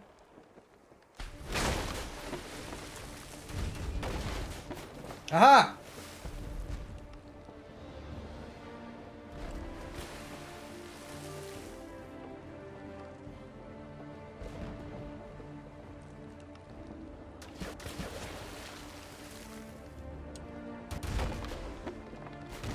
There's also a noticeable delay between when I actually hit the fire button and then when it actually fires.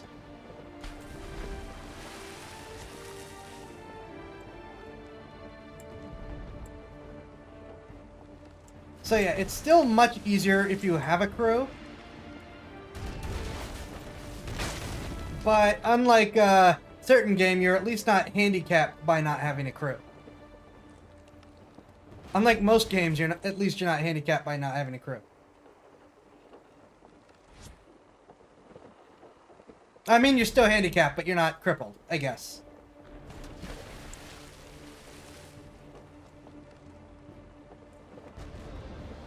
Come on.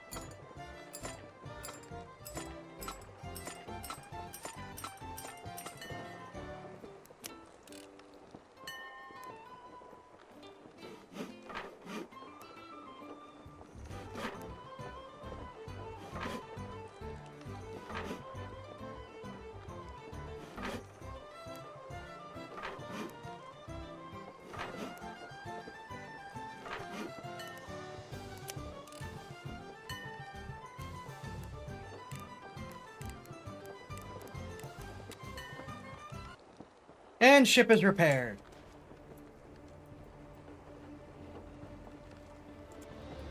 You're referring to the power of telekinesis, which is something you don't know you had, so a lack of speed is inevitable. Understandable. Fair.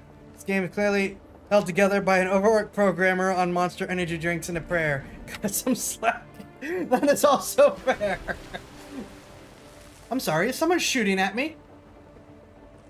If it's that galleon, I'm not gonna bother returning fire. I'm just out of here.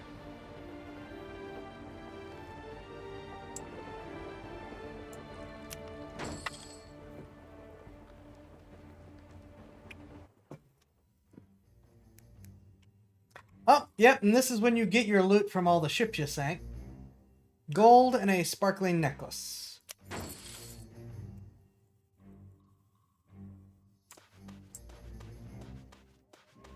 Okay, now we have God telling us where to go.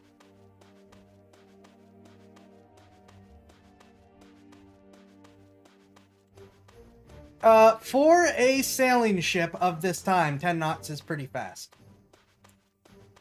For a modern ship, 10 knots is pretty slow.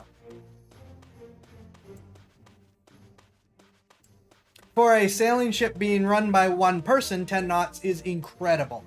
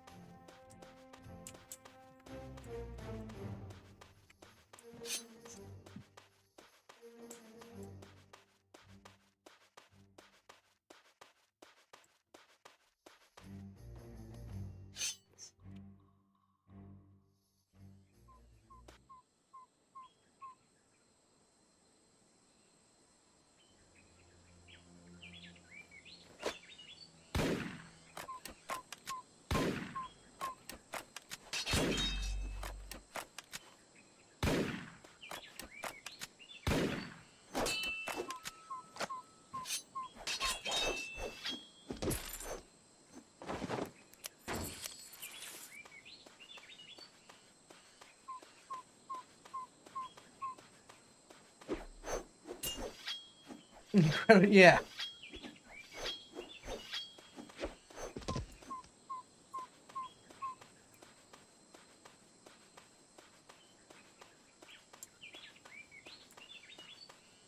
Please don't. Please don't.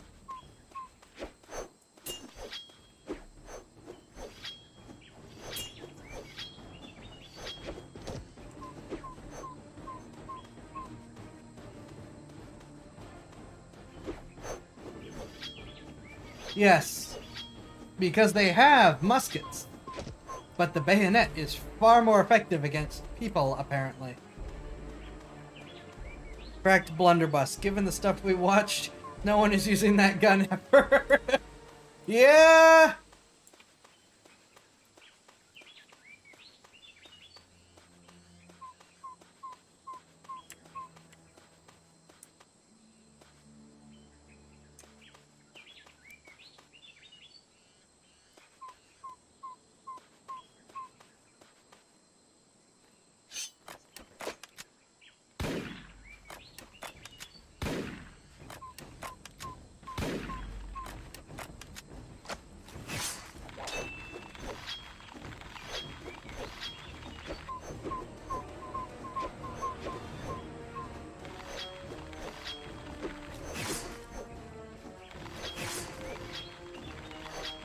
You found a boss.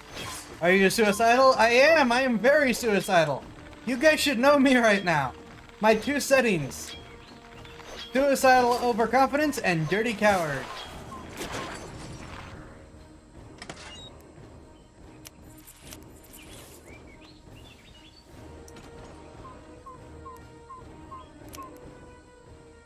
I cannot use either of these.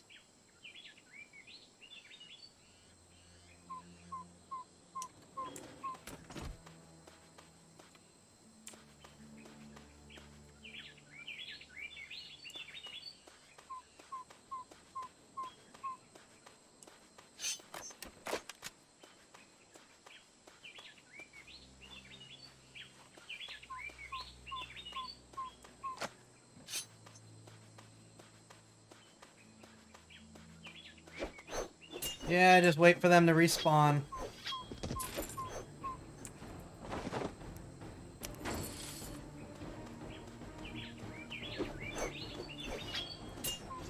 I think I'm gonna attack a couple of these guys on the way out just to get my gunplay up.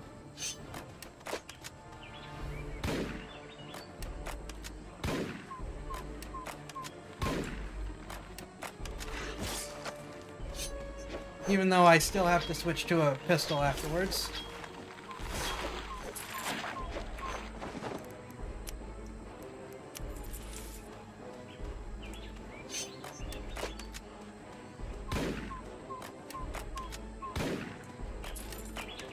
Aha! Ooh! I'm getting all kinds of fun sabers.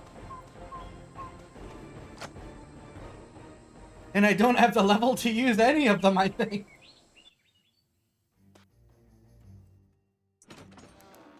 No, I've got a tempered saber, a light saber, and an ornate saber.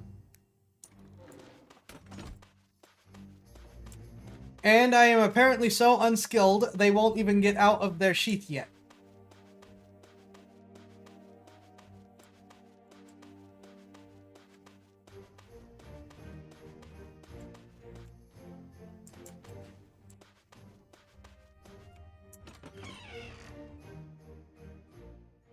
Like, where am I going? Looks in the sky for God telling me where to go.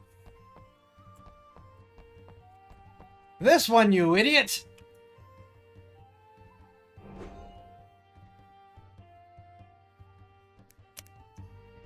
It's like, know how to deal with the Navy, eh? Navy is one thing. 'Tis a fool's errand to be taking the pearl back from Beckett himself. So I reckon we need at least 9 strong for a proper crew. First bloke to look for his name is Pigley. If memory serves, our bartender Carver used to know the bloke. Start by talking to him.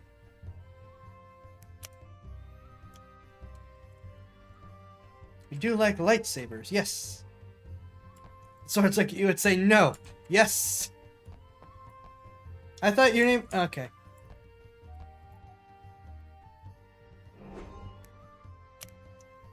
You were Pigley once, I did, handsome devil. You want this bloke on your crew? I need to know I can trust you. Go and get this tattoo to prove you're no EITC spy. Visit Tattoo Bonita, she'll help.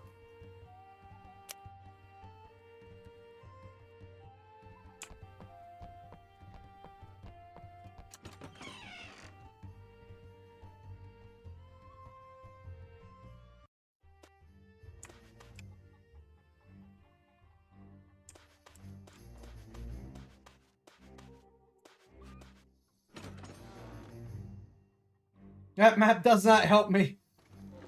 Oh. That map helps me.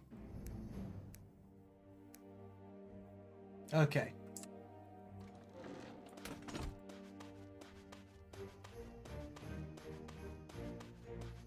Bartender's name changes every time it comes up. Probably.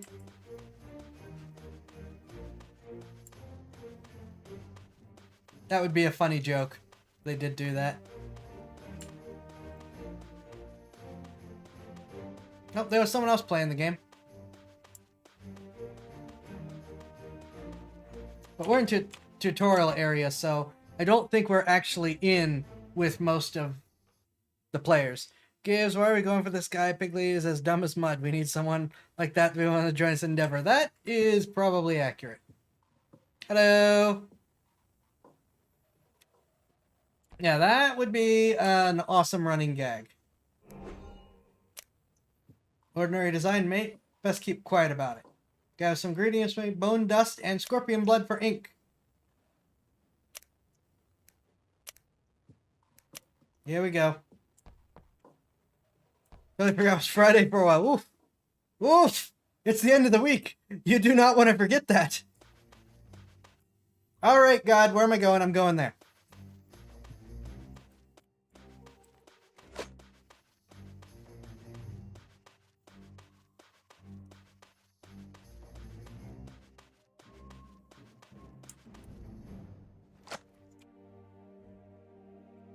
I think that's just gonna be our joke. That's just gonna be the joke for this place.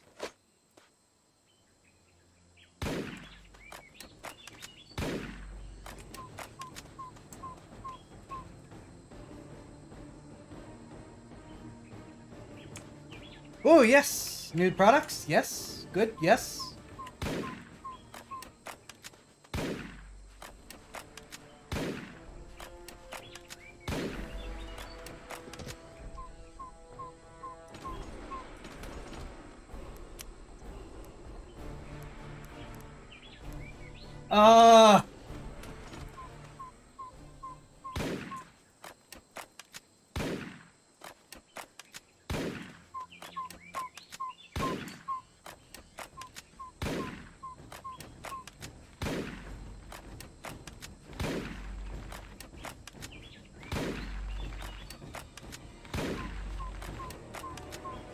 Alright, fine. I need more cutlass anyways.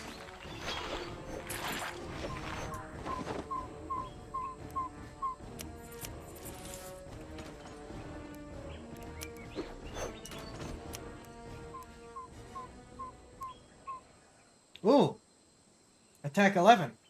Attack 13. Never mind.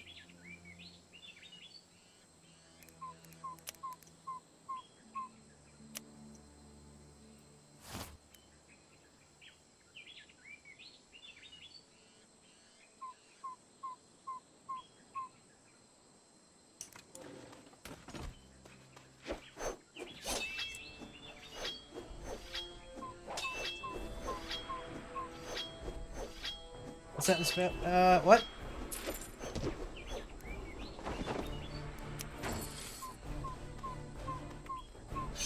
Points of voodoo increased? I don't know. I guess I missed it.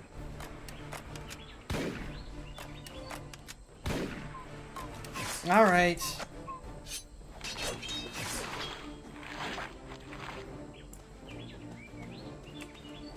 Need more scorpions. Die!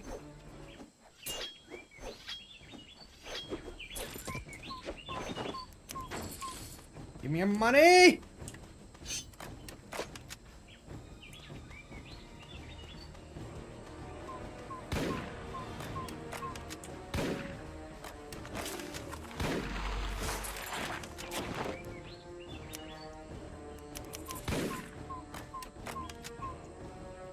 Zaya's voodoo child. We ain't no honest pirate, ain't we? Need some scabby back alley caster of curses. We are. Probably.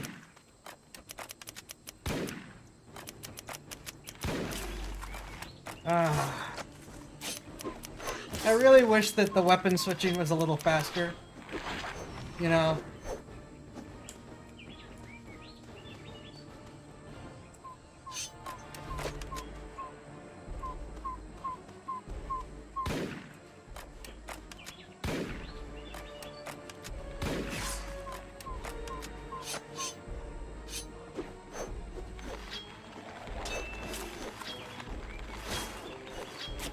Yes, face the other way.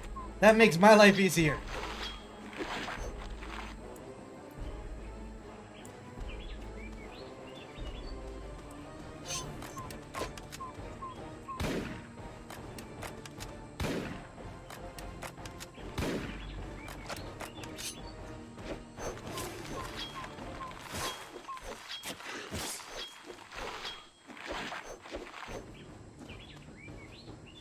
To be honest, I had no idea this existed. Yeah, it is The Legend of Pirates Online, and it is free!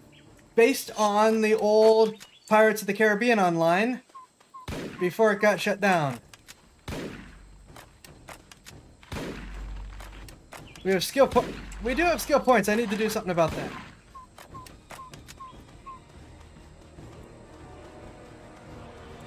Oh, I need to do more undead. Okay, give me a sec. First...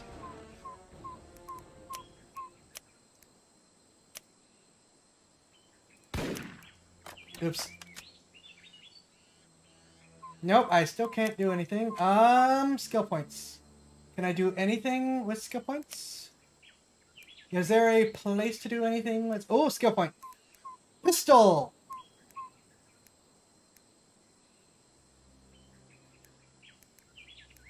And sword. And sailing and cannons. Ooh, cannons would be good. Or, I guess, sailing for better broadsides would be better.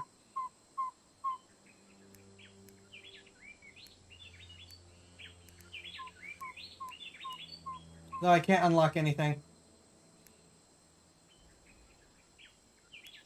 Oh, that's right!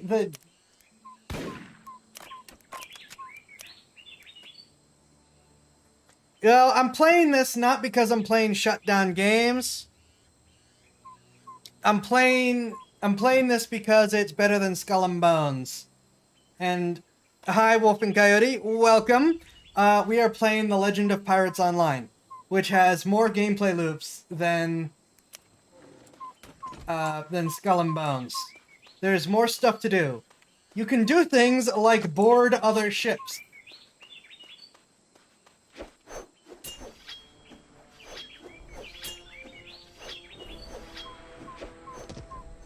And actually fight people. I need to find an undead to kill.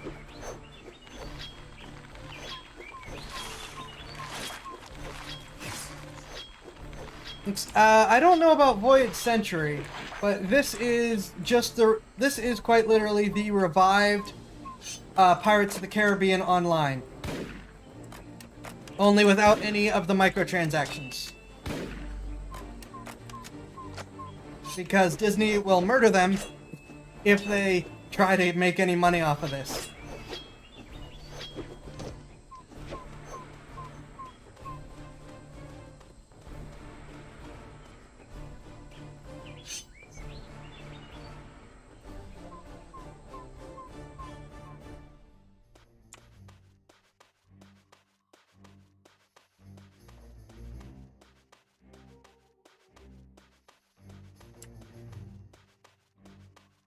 Trekker Online was like my first MMO. I will still look it up. I'm not saying I won't do other discontinued games.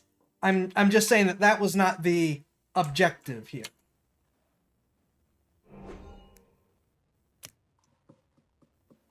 Curse it, you're back. Didn't think you had the nerve. Alright, I'll do it, but do not tell anyone where you got it, especially those blackguard vermin. They make me skin shiver.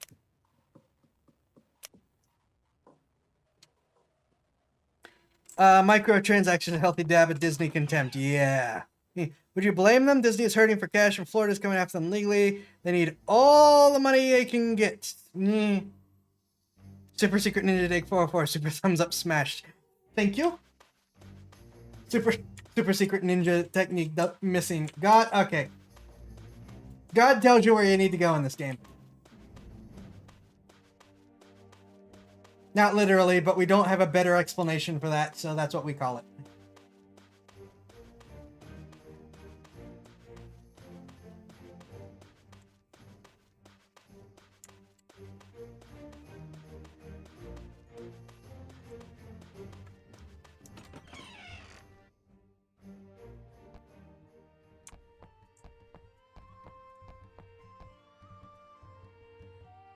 All right. Speak softly, mate. There be spies among us. The tattoo is special, eh? Return to me with flags from Navy bulwarks, and I'll explain more. Why? If you want Carver, ask no more questions. Now go. All right.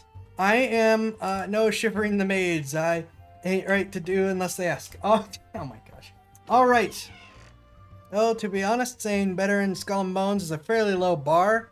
Naval action is a better in Skull and Bones than ship versus ship combat. It is. I unfortunately am gonna have to run real quick. I'm not done. We're just taking a quick break, and then we will test this Navy combat.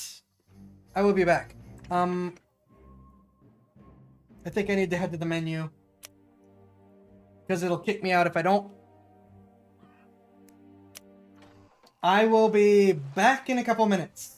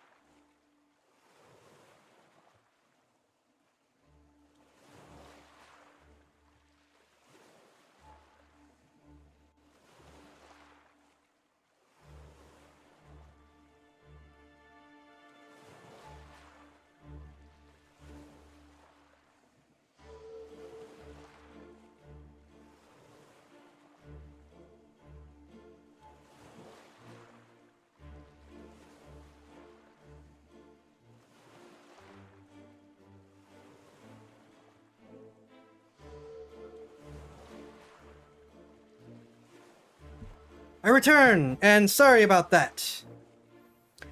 True points. Sorry about that. I am back. Let's go sink some ships. And what I'm thinking I'm probably going to do, instead of what we talked about... Oh, face tracking. Instead of what I talked about with coming back and playing the, and looking at the, looking at the example of Skull and Bones, we're gonna finish the tutorial first so that you can see stuff like shipboarding and things. And then we're gonna look at the Skull and Bones, which doesn't have that. This game has, yep, light sloop. You're right. This game has boarding and ground combat, and Skull and Bones doesn't. Very cute. I am pleased with this look. All right, we need to sink bulwarks. We are not sinking a Vanguard because the Vanguard will murder us. Not sinking a Greyhound because the Greyhound will murder us.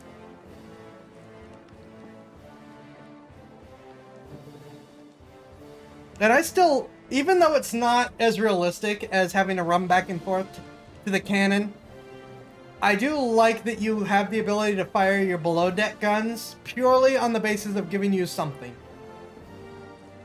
But you can invite friends into your party and then just have them crew the ship with you. Revenants. Ooh, that's an undead fleet. We're not supposed to fight those guys yet either. That bulwark appears to be having a bad day. Let's make its day... Oh, wait, no, that's a good... Yeah, let's make its day worse.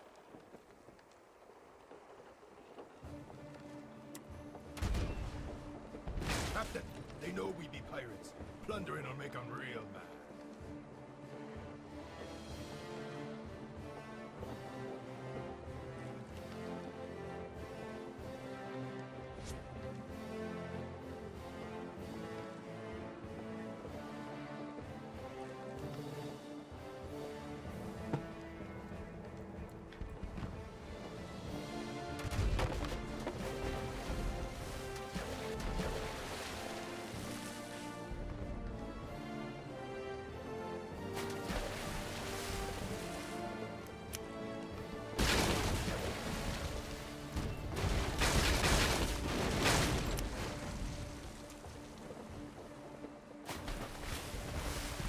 I think the other trap ship is shooting at me too. Yep, it is.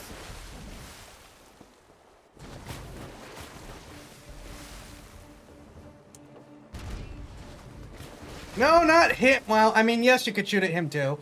But I really need the galleon to die.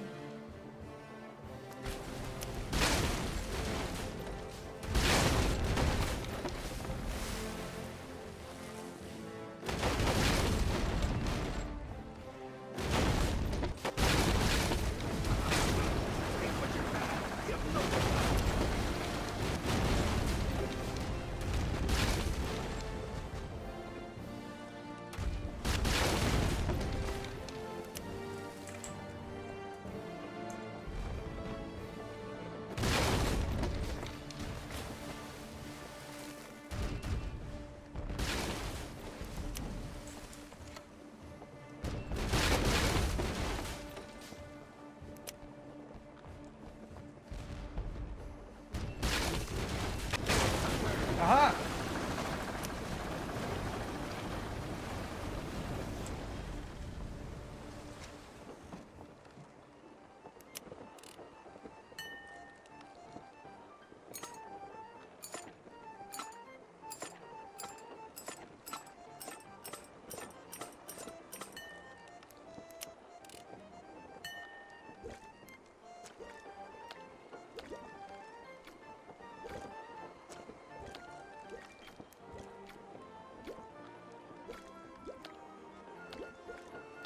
I do also like the minigame instead of hold F.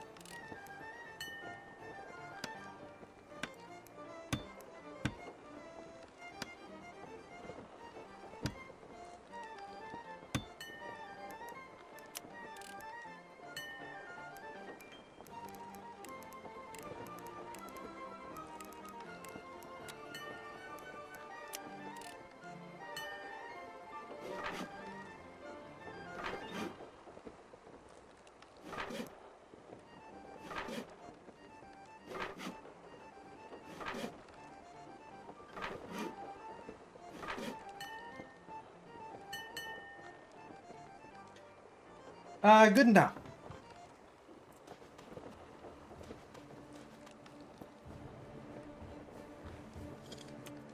Bulwark over there. Though it appears to be well escorted, which doesn't make me happy.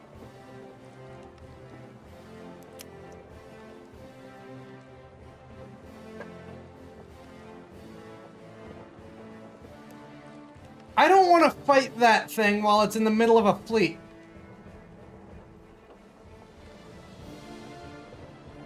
Can I fight a different bulwark? Please? Oh.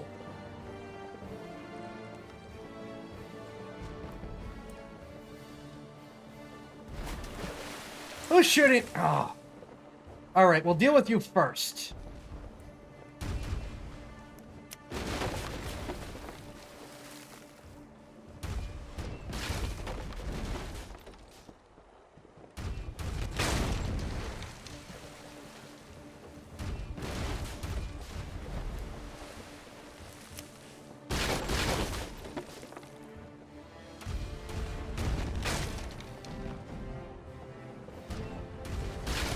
Oh, okay.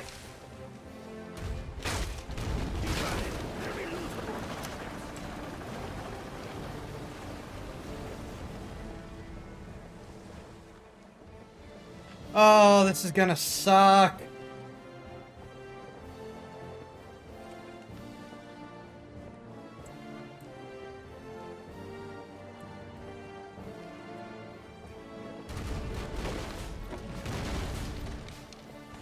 Yep, the Panthers got me.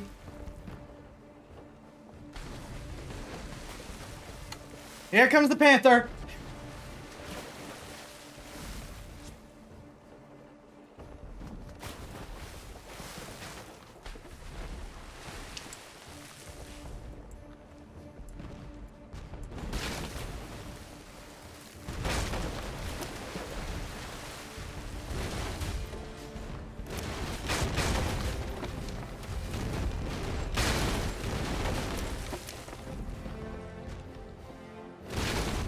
Oh, come on.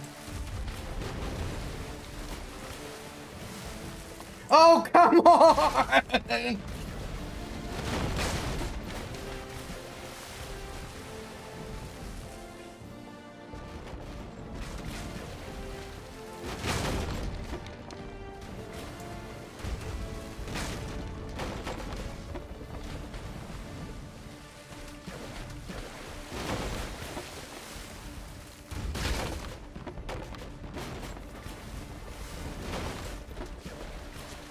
Miss me! Miss me!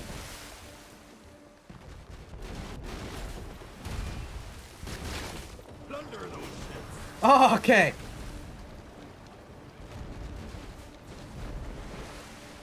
I am on fire.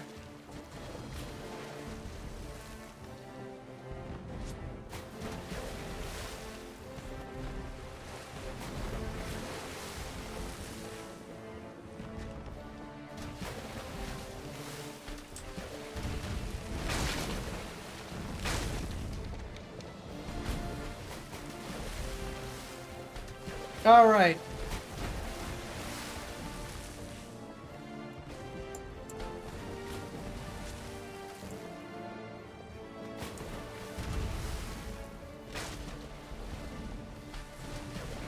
Stupid Navy's being all organized and cooperative. Just a bit.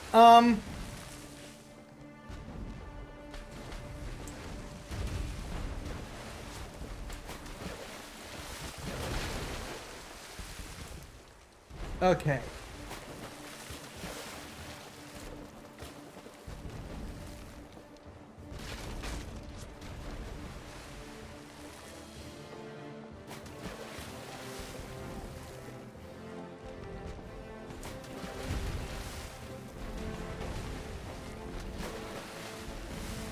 Nope, nope, don't I'm not being driven into that.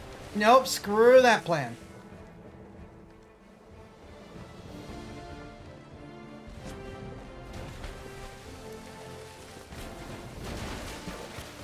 Oh boy.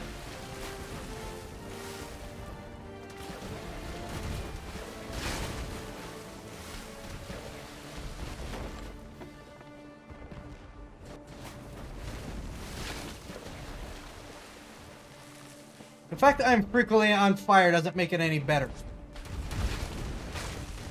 Turn him into fish food. Okay.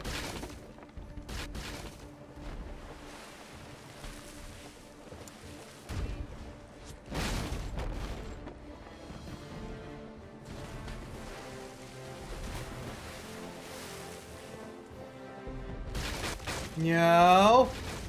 Stay away from the broadside.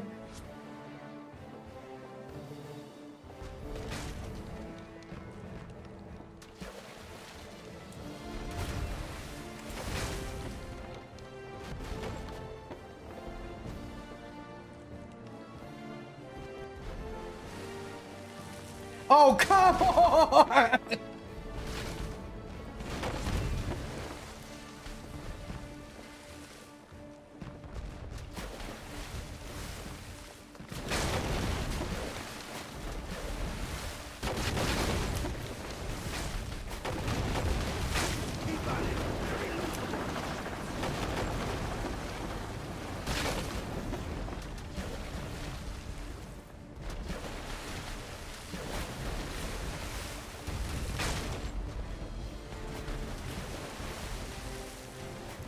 Yeah, we're just going for the island. I thought I could kite my way through them.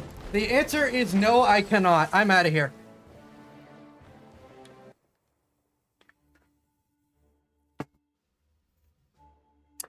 But I did get a lot of money out of that. I am pleased to say that that did at least generate a lot of cash. Because I think I had 20 gold when I started that.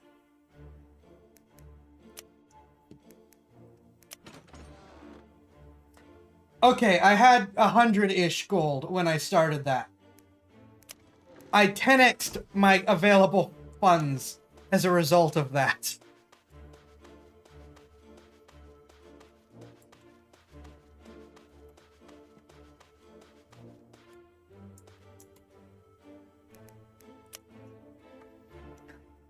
I can buy a better ship. I could buy a much better ship. But I don't have them, but I actually need a higher level for it. Because I have a sloop, light galleon, light frigate.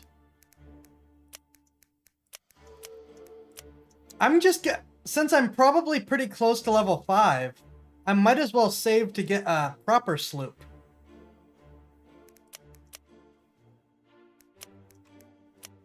Unless we want to switch to the all-rounder. Where am I going?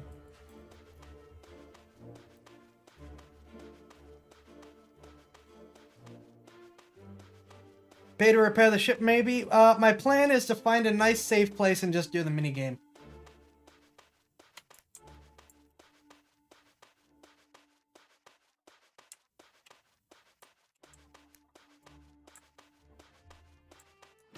Good luck with that. I will think about it. I will think about it.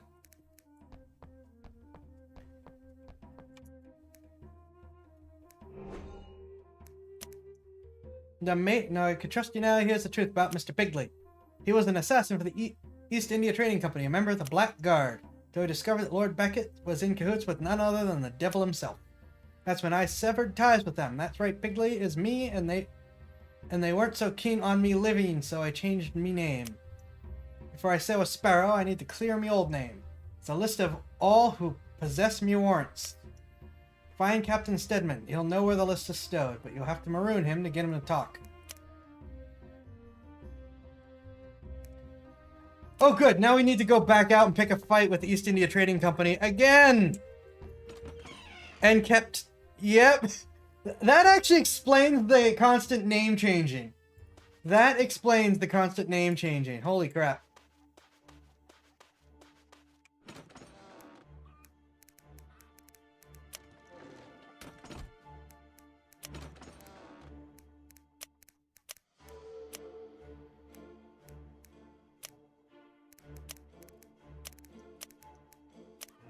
Okay,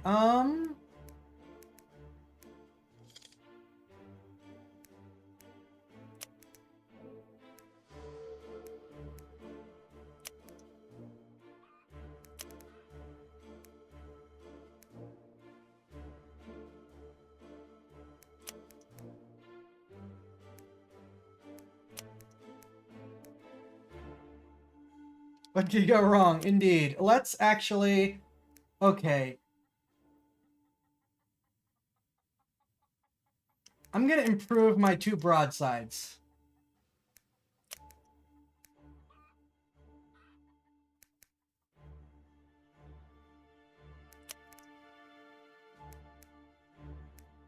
And my fire rate.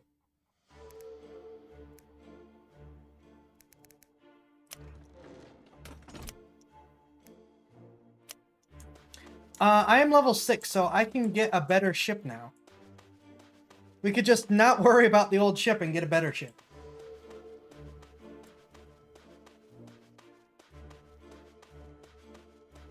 Oh wait, no. Nope. I still can't get better equipment, but I can sell some stuff. So maybe I can get a better ship.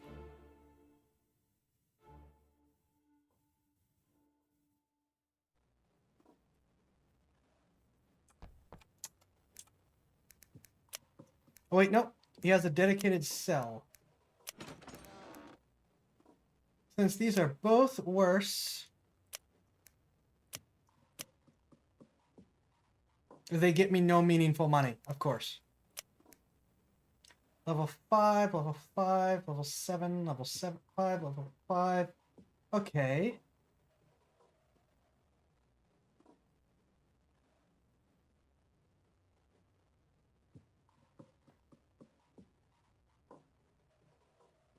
We'll keep a level 5 sword.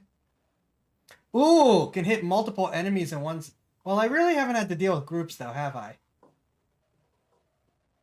Oh, but it has 29 attack. Okay. That kind of settles that.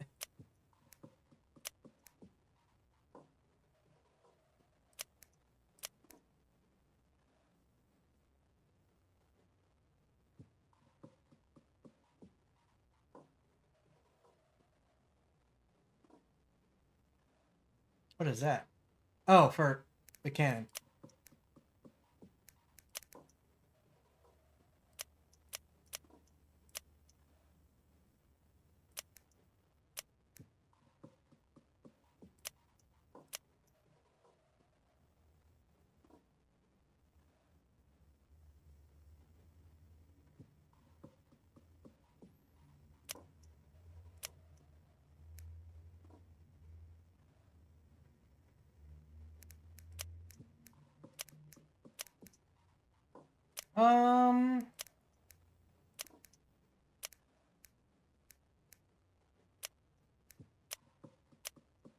Can I not sell these? I cannot sell those. I guess those are probably collectibles.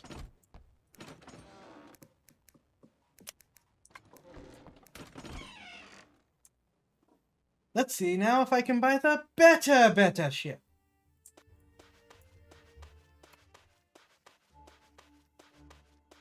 Actually, was there anything up here?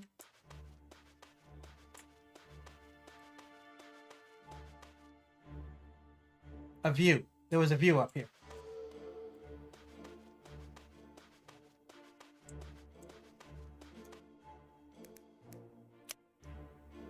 No.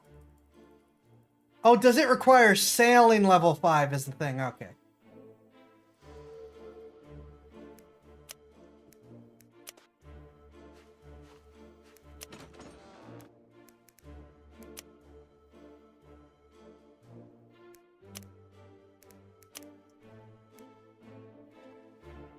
All right. We'll just buy a normal better ship.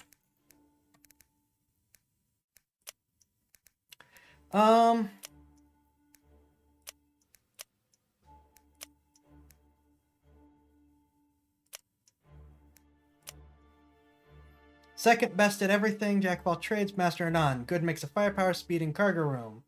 Armor is most evenly distributed without weak or strong areas.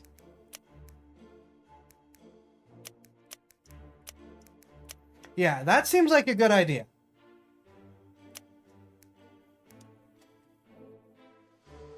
Here we go again.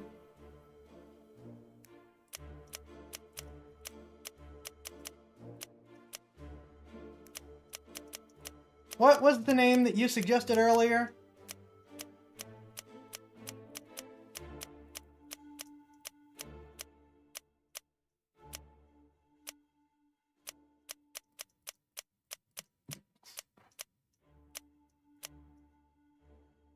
Oh boy.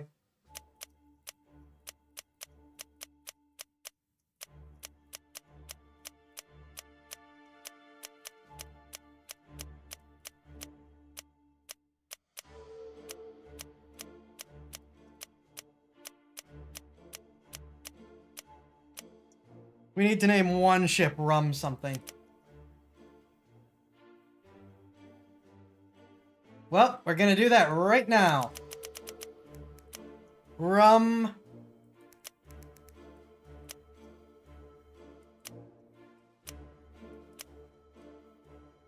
Seeker is sadly not an option.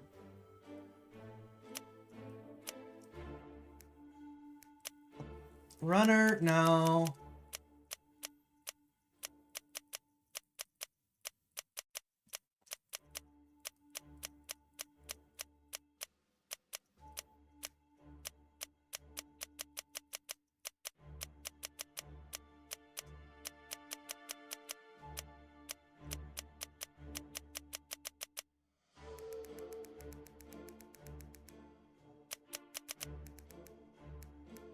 Oh, you don't even have Chaser?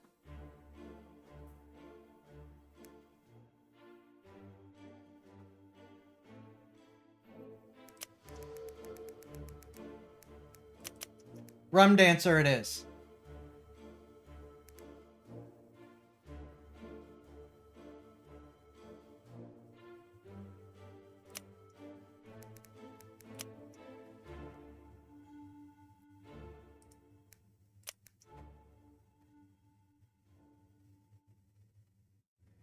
Wow, these do not sell for a lot. That's not even worth it. We're just going to keep the ship.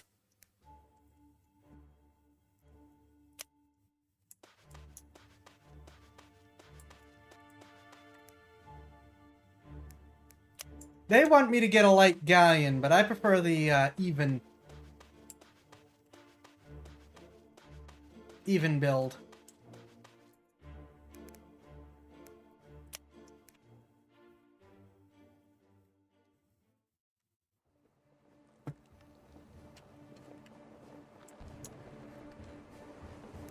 See, now this ship has 6 cannons, though I cannot run to them as quickly as I could before. And 5 broadside guns.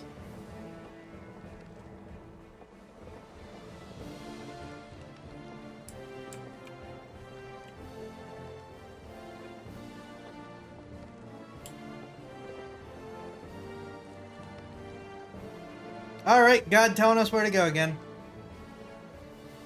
Yeah, this is a much larger ship. They absolutely did that to force you to use the broadside guns more, given this is a much better ship, while the little sloops are like, yeah, you're in a crappy little ship, I'll let you get to the good guns quickly.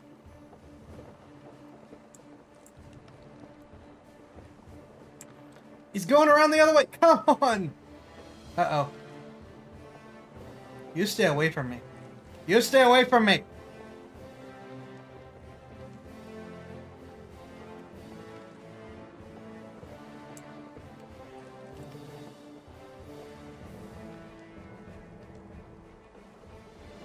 Why are they always escorted?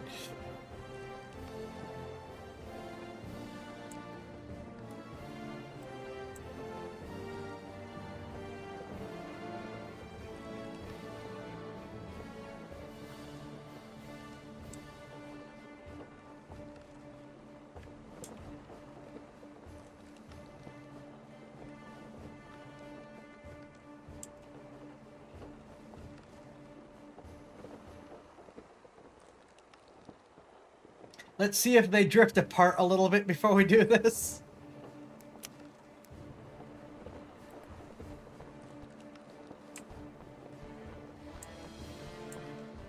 Maybe I can use the chasers to sort of get him to come. Nope, nope.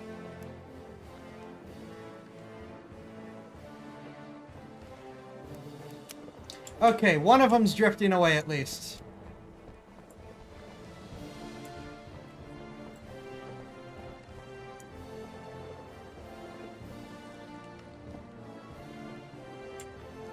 The frigate is also drifting away. So theoretically, I only need to deal with him and the galleon.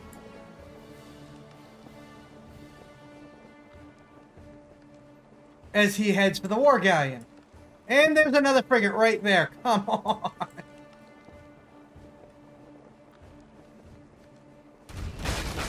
They know we be pirates. Plundering will make them real mad.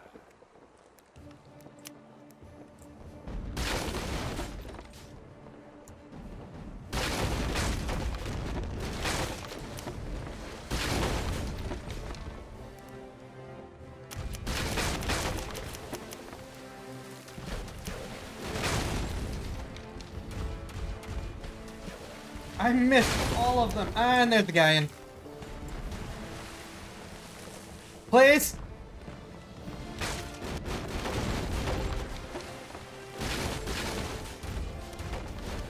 Plunder those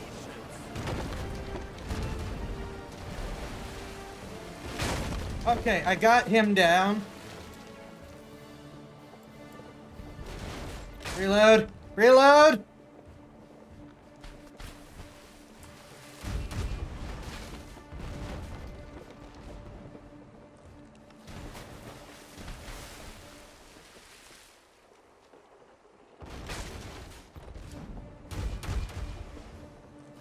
Missed.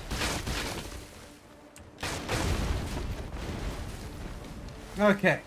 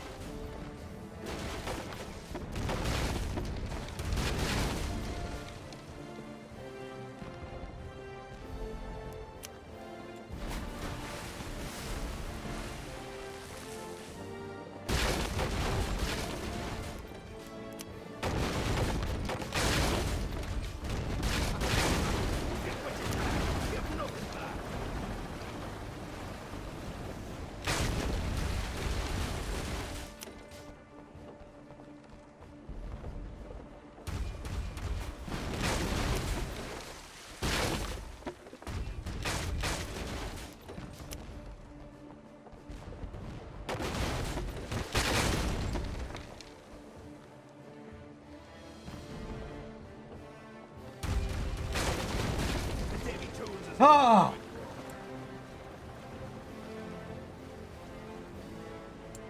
Where am I going?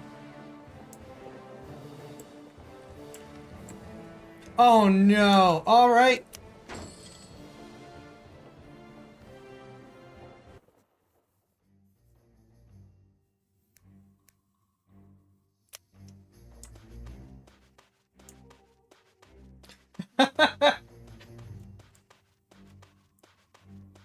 This time I am just gonna pay for the repair.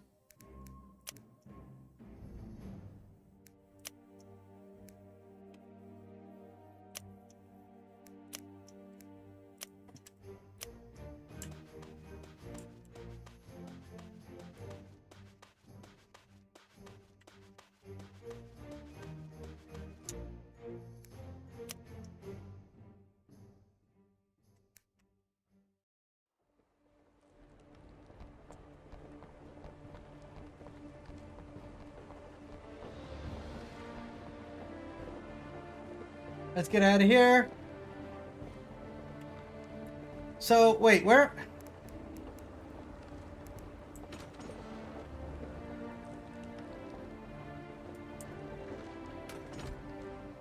Did I sink him and that's the problem? Where am I supposed to...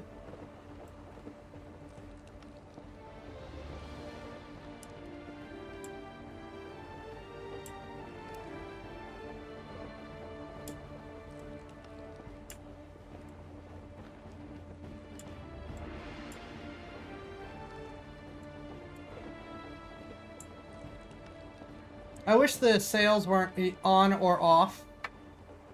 You know, there's little things here that are like, eh.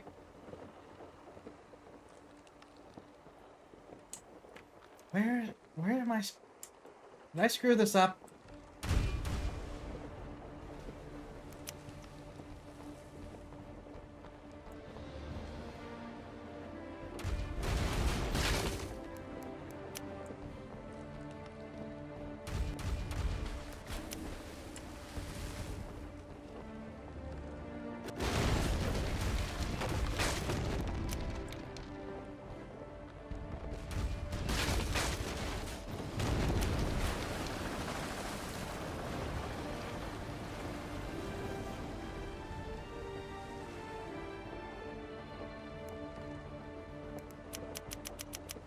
Oh, that's not a fun picture.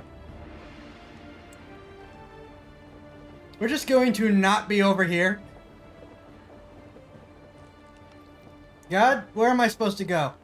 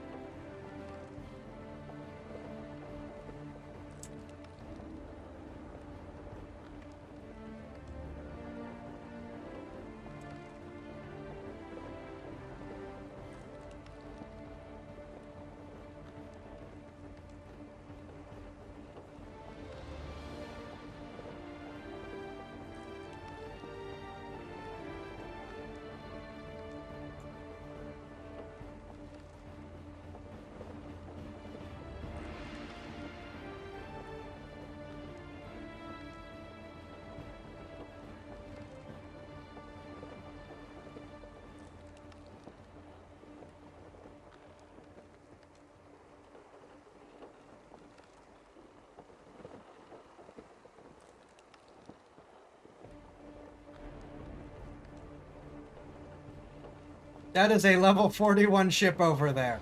That is a level 29 ship over there. That is a level 30 ship over there. Oh, that's a blockade. And a boss.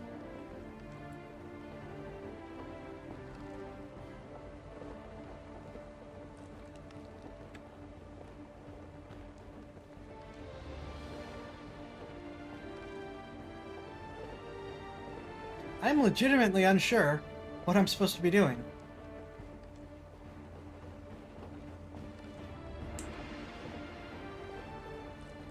There's so much red on the map.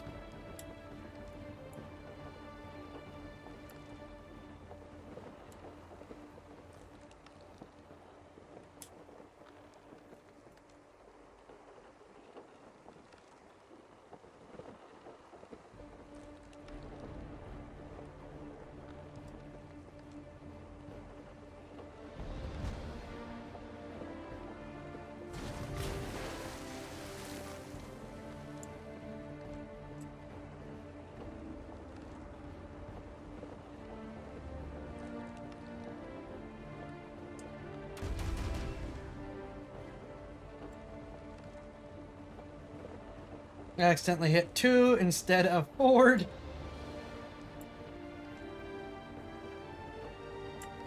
Sure, I'll pick this fight while I'm currently surrounded.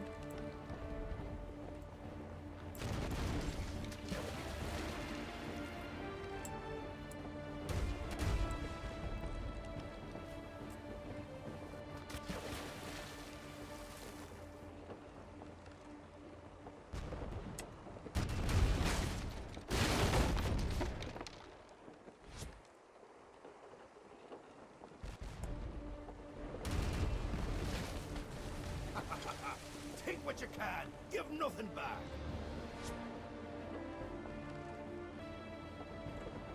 Sorry, OBS doing its thing.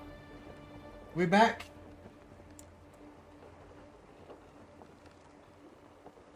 We back?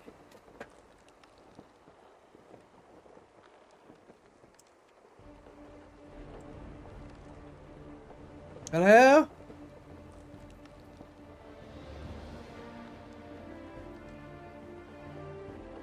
We back. Excellent.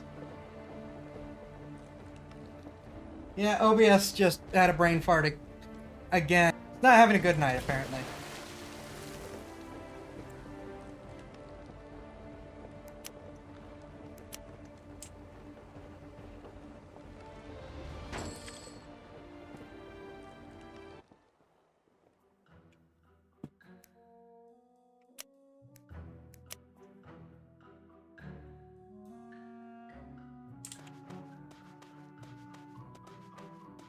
Okay.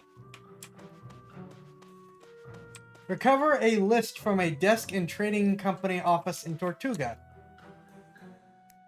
Sure. Why is my face tracking not...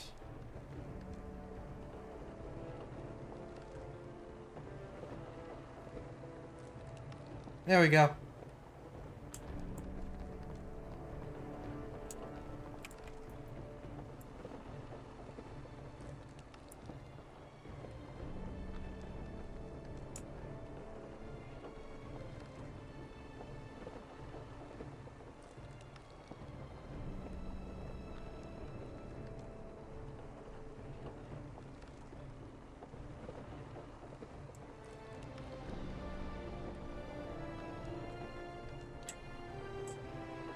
I'm just gonna take out the Sea Viper on our way over.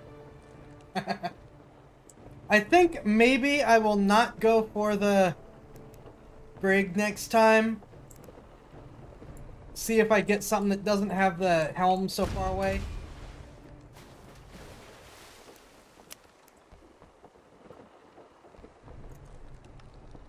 May this be a pirate ship. Time to start plundering.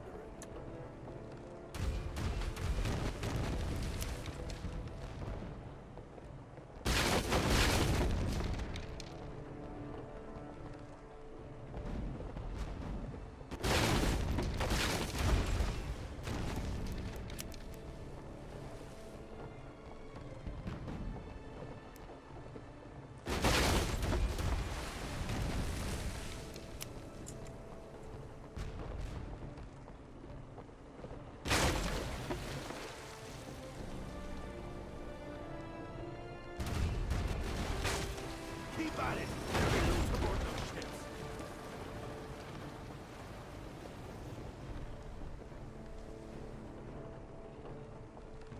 Always want to try to get a little bit of money in between hops. I mean, in between islands. During hops.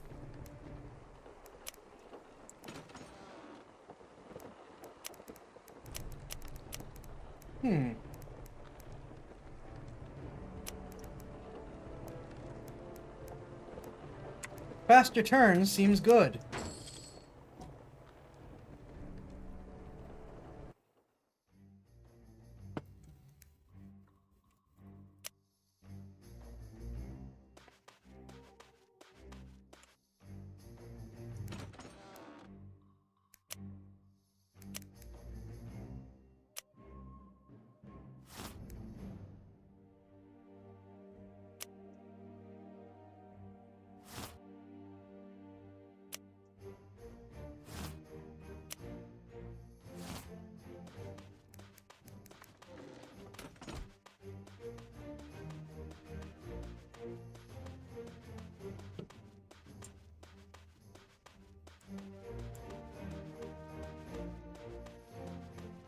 Hello.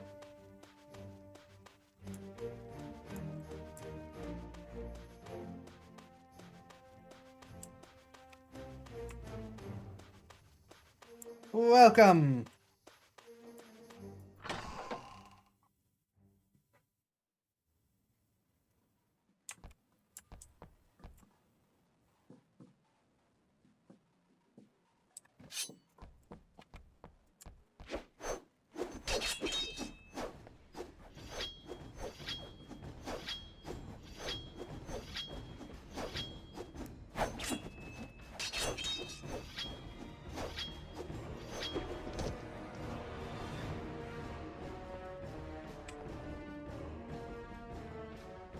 It actually sucks someone's playing this because I had a small itch to play this because my bad computer can't really play anything else. We saw we saw one person since coming back and a couple people while I was before they reset the servers. You might need to reinstall if you're missing textures.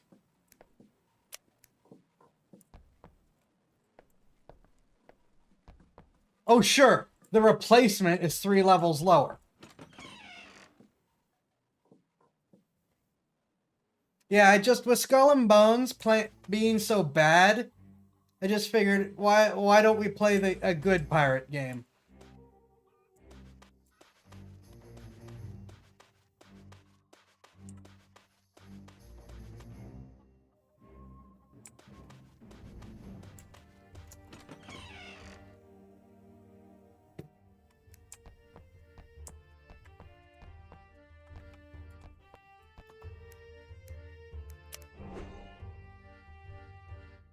This be a list. Alright, now send those ships to Davy Jones' locker and bring back the warrants for the arrest of all James Pigley. I don't want him falling in the wrong hands, savvy? More Navy bulwarks.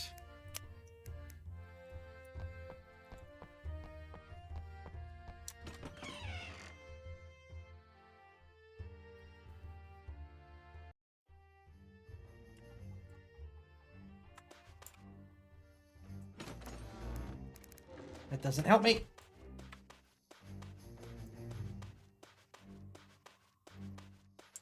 Yeah, I know about the timing for the weapons. I'm just not the greatest at it.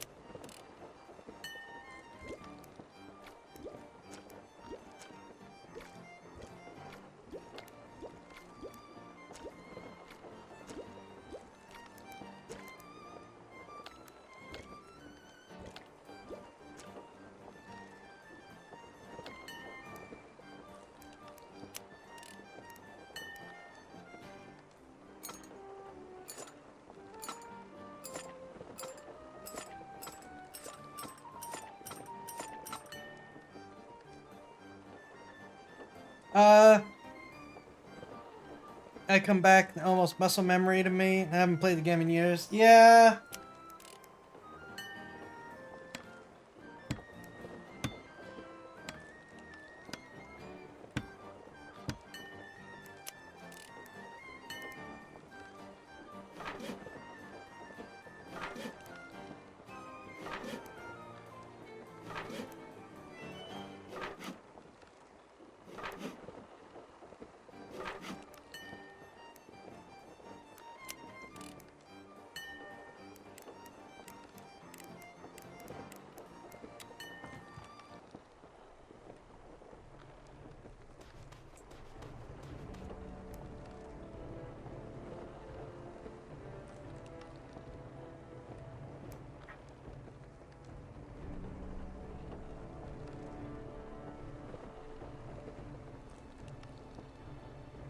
Let's just ignore the Corvette.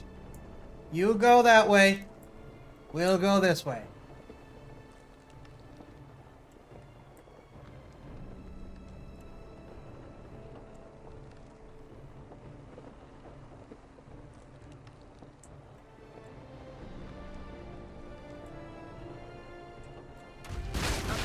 They know we be pirates. Plundering will make them real mad. Yep, it's barely defended, so we are definitely going to be doing this.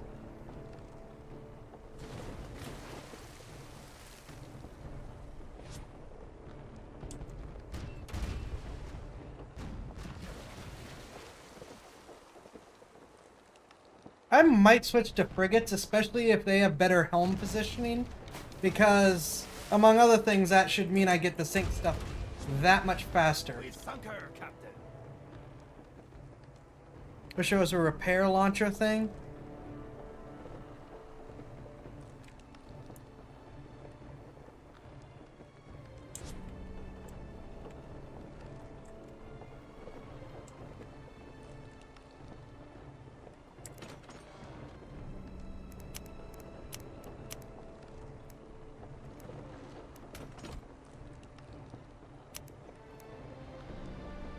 It is also undefended. Haha.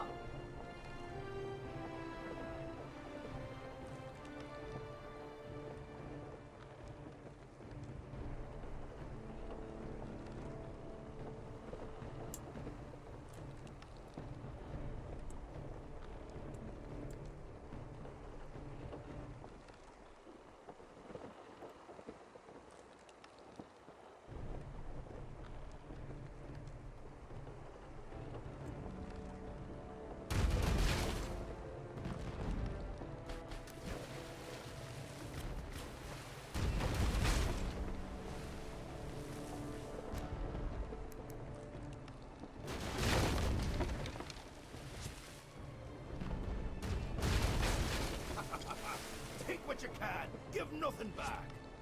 What server are you on? What server am I on? Does anyone remember what server it set us to?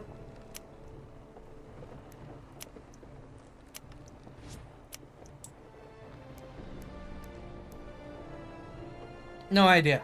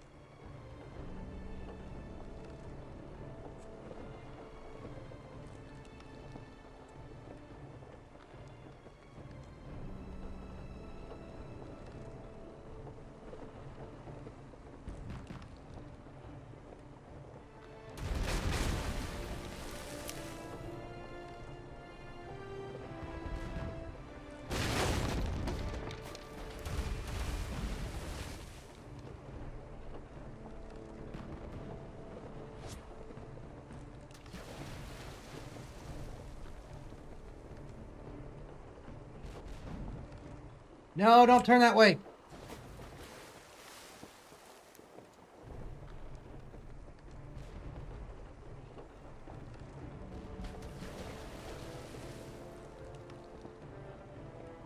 Stop it.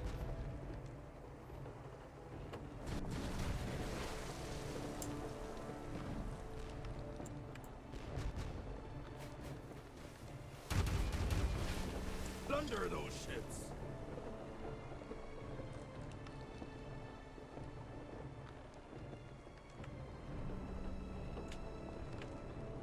And away we go.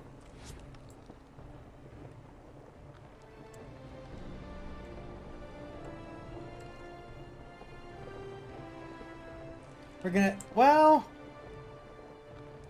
no, I'm not gonna pick a fight with the Panther. I always get chewed up when I pick a fight with the Panthers.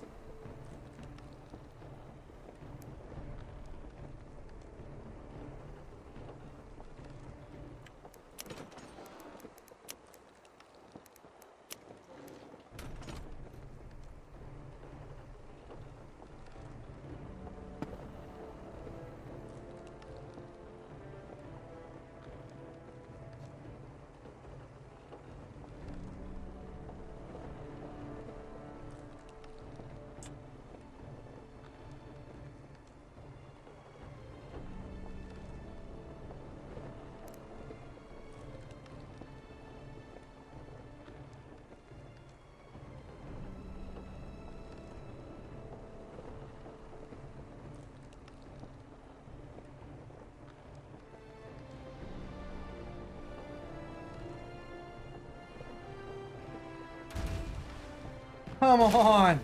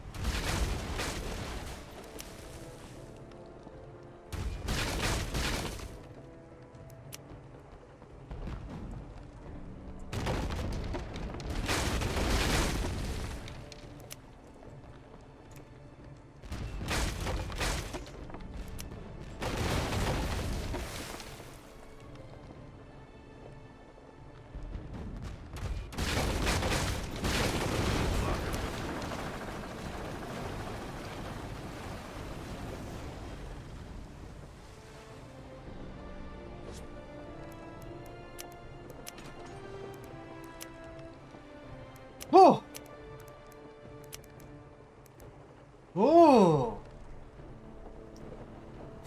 Slows down enemy. Oh, darn PvP. And effective against sea monsters.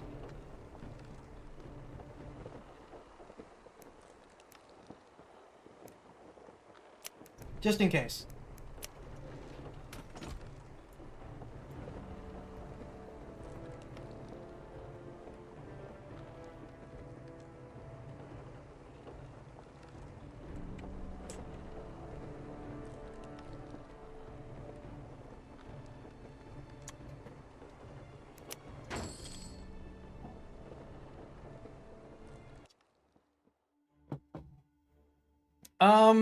Enhanced repeater pistol. Enhanced repeater pistol. And 62 rounds of chain shot. I will take it. Excuse, effective against what now? Sounds like you said sea monsters. I did say sea monsters.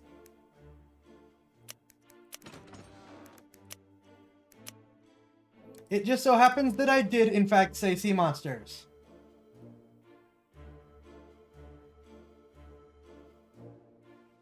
Requires level 8. Of course it does. Why wouldn't it?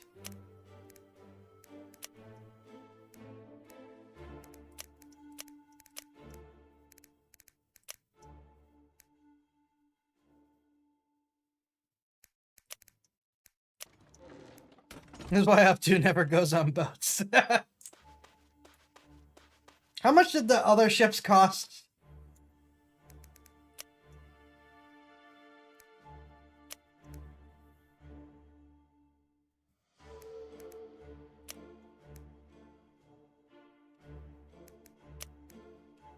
Yeah, I think I might switch to frigates.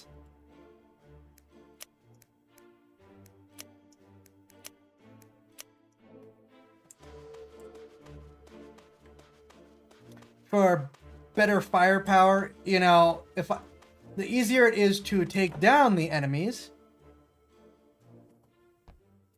and all that.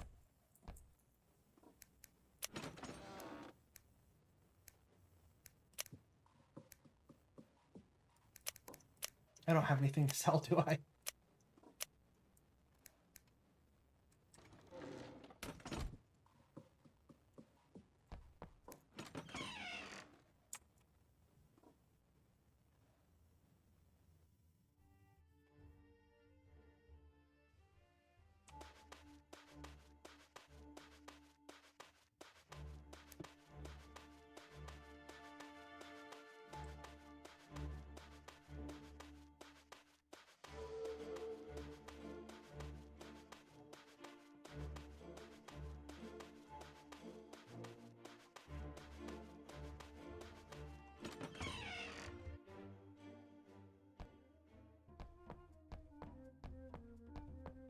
Are you ready now?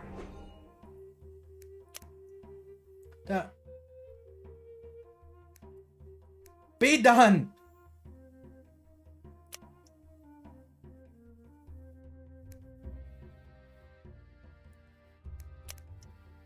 Claude Darcy's is always protected by battle-hardened henchmen. It would be wise to defeat them before tangling with the assassin.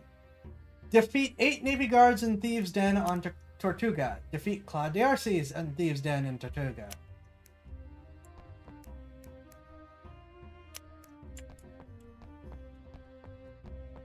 Code or not, I want to shoot you. At this point, yes.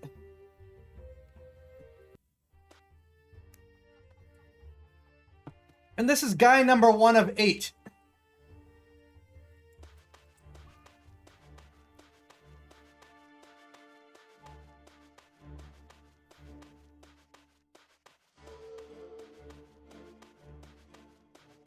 I'm enjoying sailing around and pirating. This specific character is the one I have a problem with.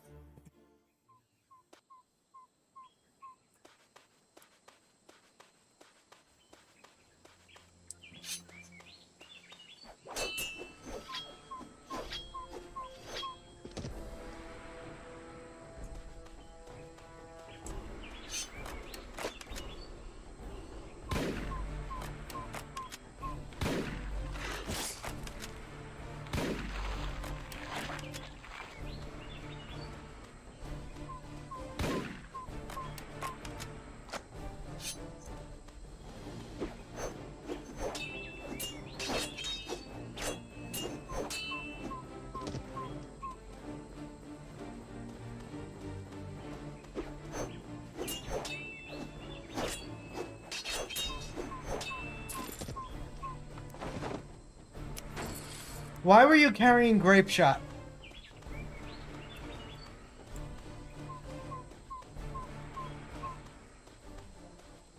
I gotta get my gun up. I want to use the repeater.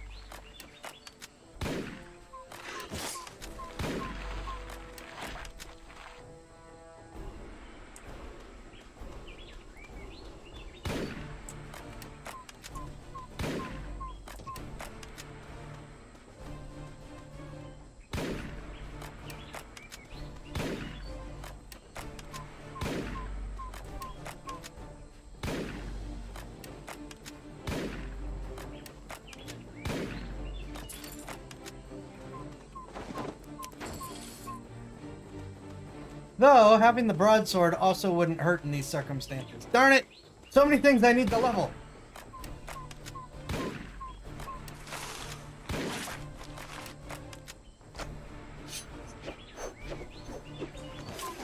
Please?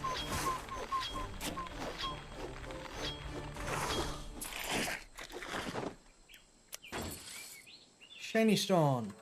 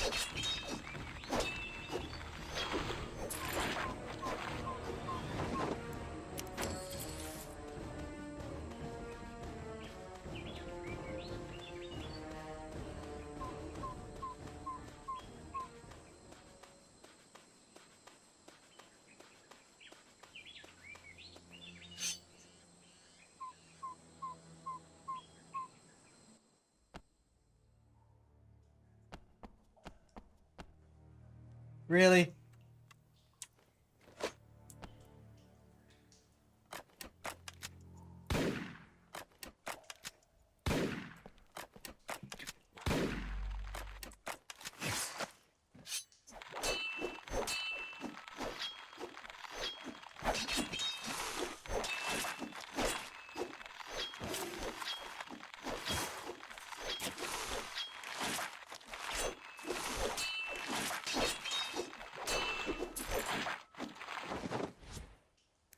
Ooh, holy water. Jolly Duchess, that was the other ship name. Jolly Duchess! That will be our frigate.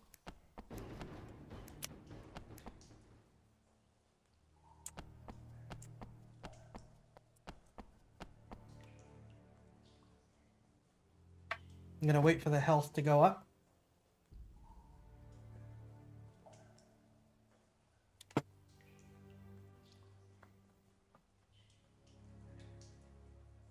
Our frigate will be named the Jolly Duchess when we do the upgrade.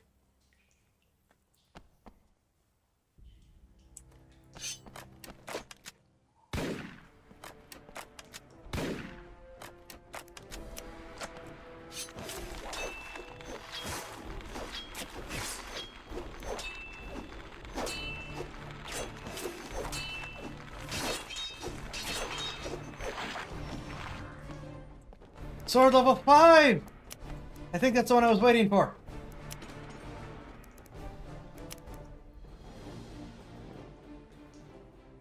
It was the one I was waiting for! Now I have the more powerful sword!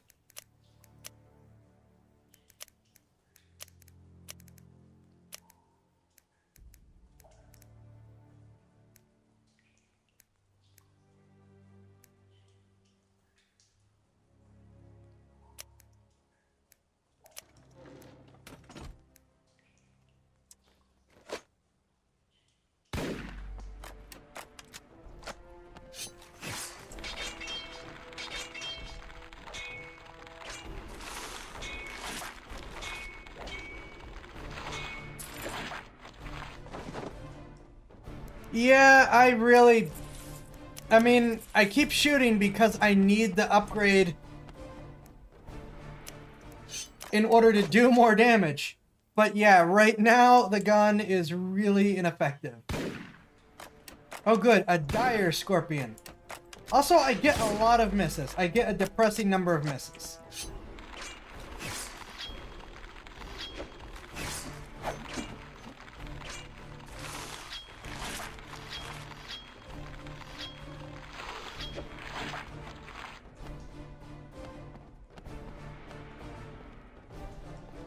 You stay away from me.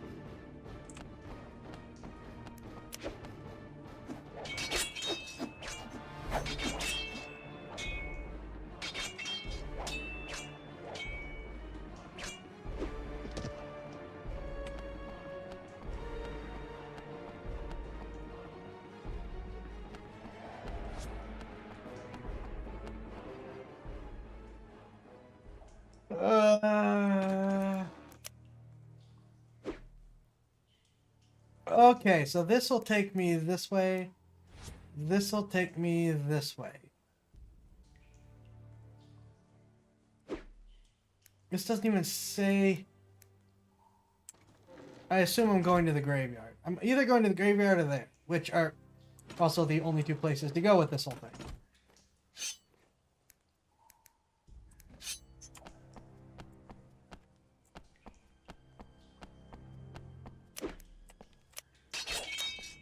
I don't like how it, like, doesn't count that first attack a lot of the time. Like, it's figuring out if you're actually attacking them. I really hope they fix that at some point.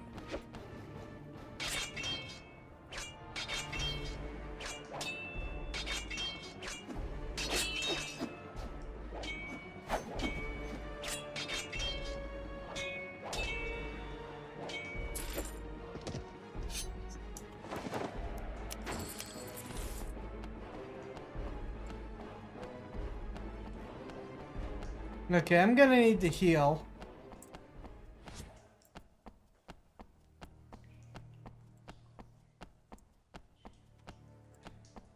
Okay, there's a Navy Marine up here.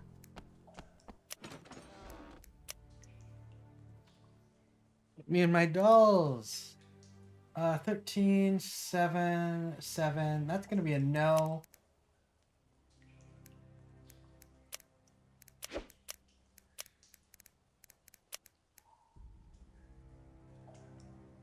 I thought... Guess not.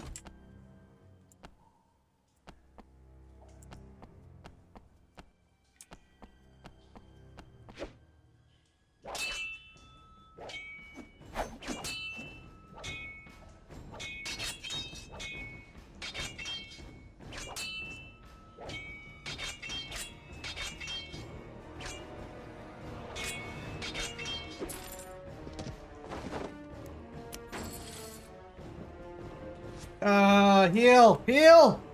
That's it. Just because I need to get away before he respawns.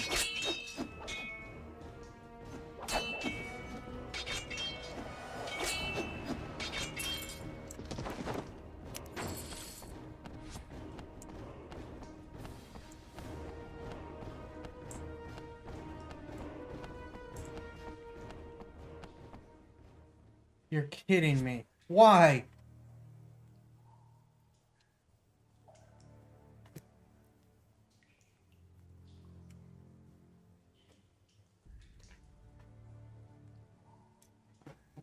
Okay.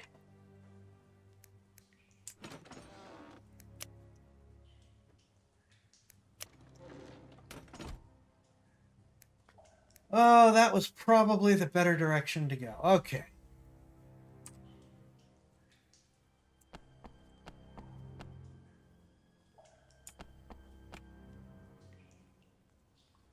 You're kidding me, right?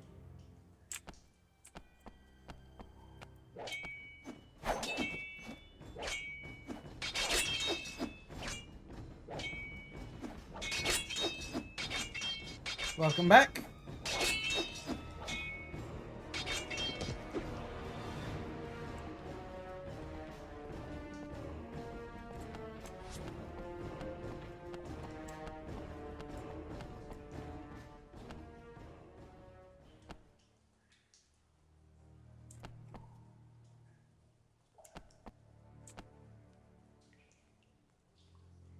You wouldn't hit a lady, would you?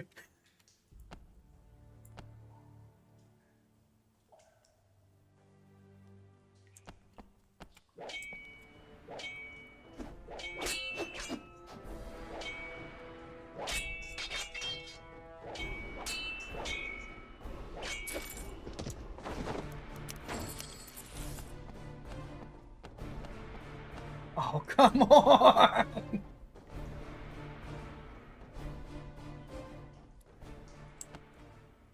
I think the enemy numbers are like assuming there's 30 players in here, all fighting their way through.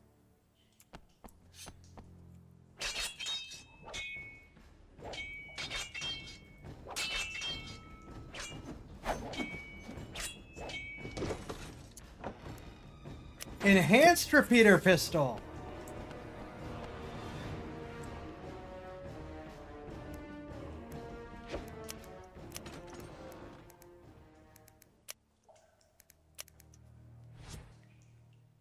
Level 8.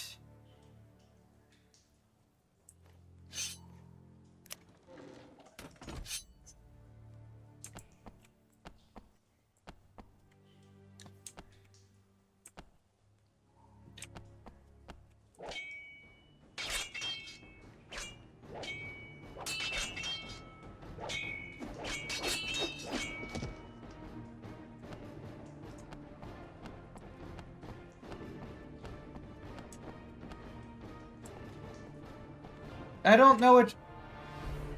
Okay, I'm assuming... I'm here, assuming I have to go this way.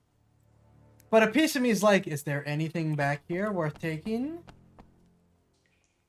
Nope, nope, there is in fact nothing back there worth taking.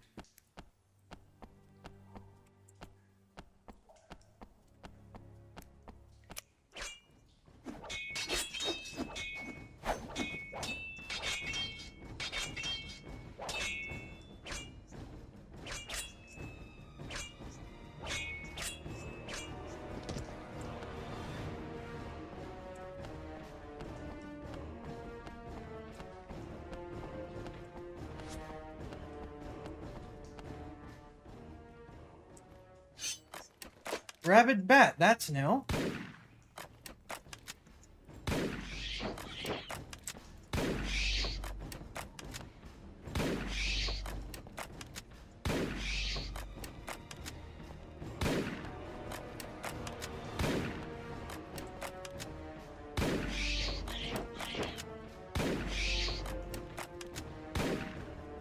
Please hit. Thank you. Ooh, snaplock pistol. C30 guys, I can tell that box is empty from here. That exactly. 100%. Ooh.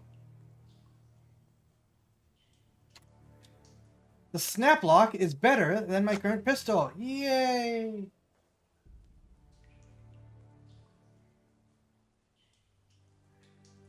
It has 3 times the attack.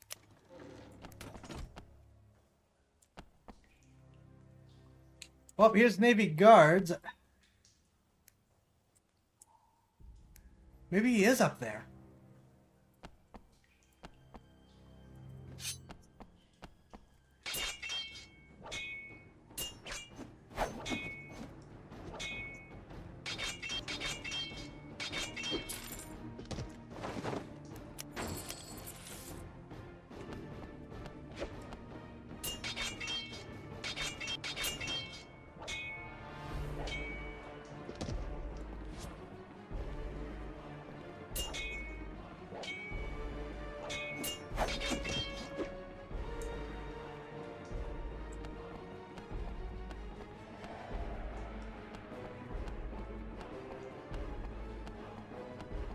Nope, he's not in fact up there.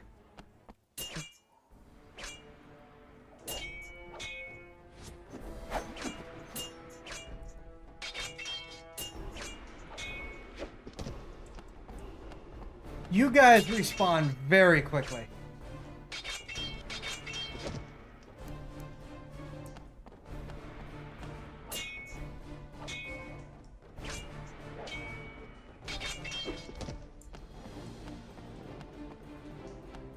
Yep, the arrow's pointing me. Oh, stop that. Arrow's pointing me this way, so whatever's down that other path is gonna have to wait.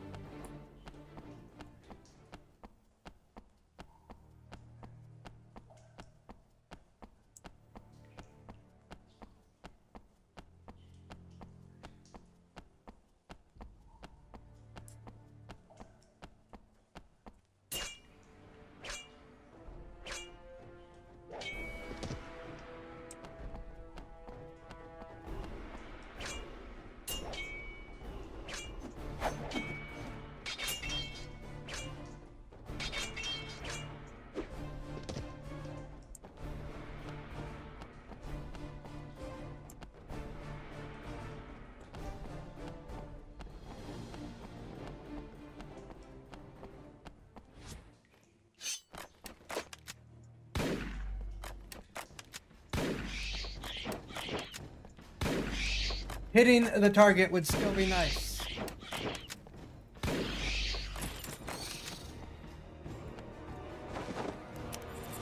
Why is the bat carrying grape shot?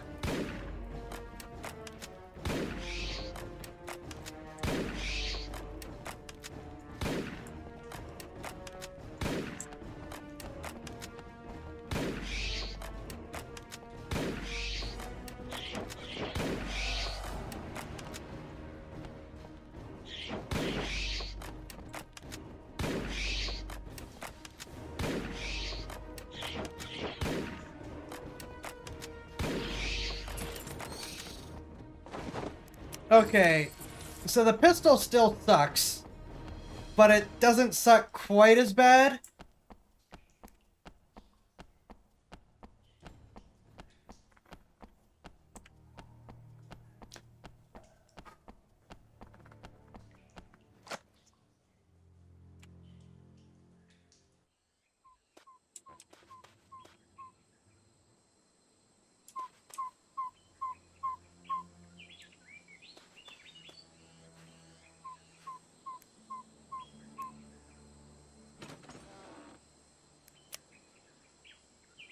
What do you mean?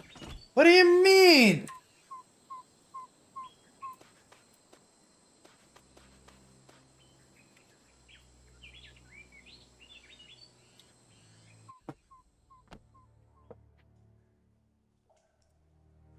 Oh, sure. Now it puts the marker there.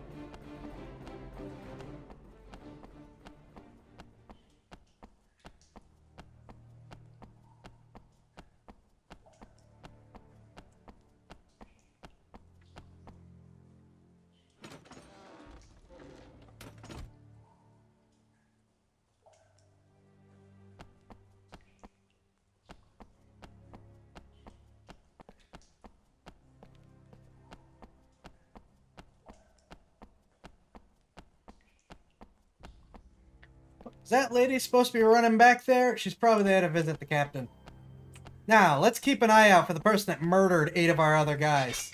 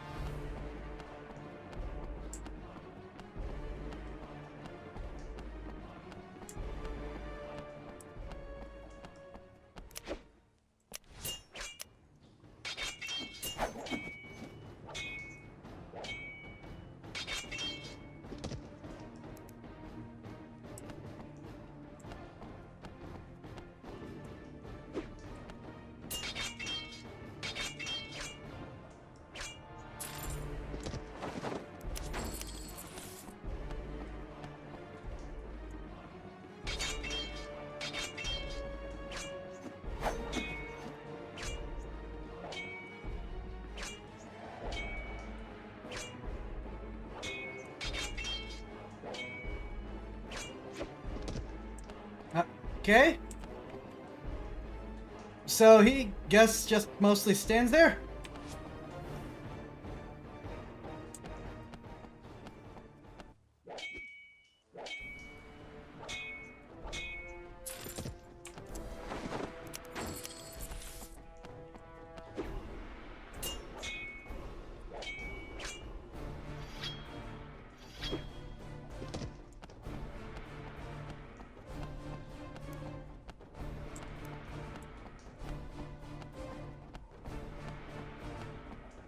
Hey, it's the girl from before.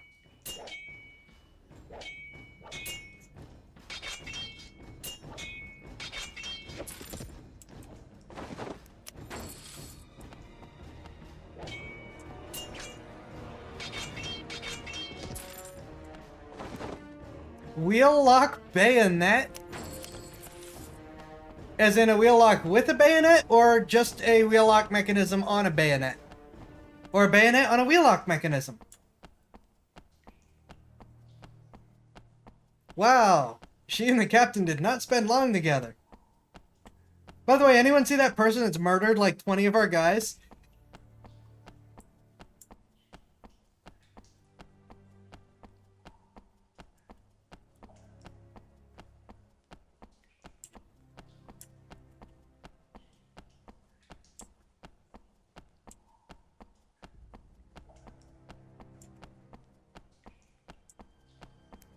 I need pistol so bad.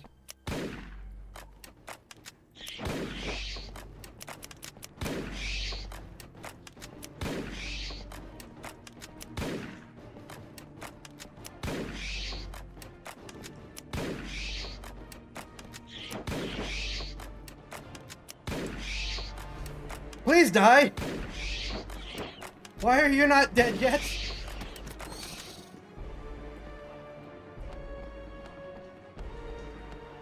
You don't think that woman covered in more blood than an axe murderer could be the killer, do you? Nope.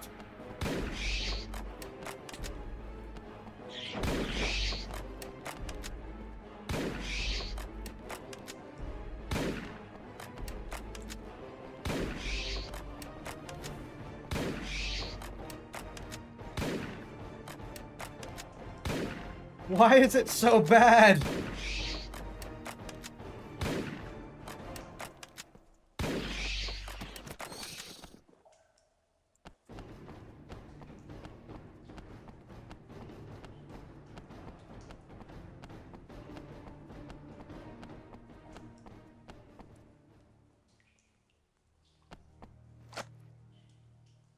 No, the tooltips just said I have enough money for a new light frigate, which I think might be the choice. Maximum firepower! Alright, Carter, if you need me to do anything else, I'm... hang the code. Please.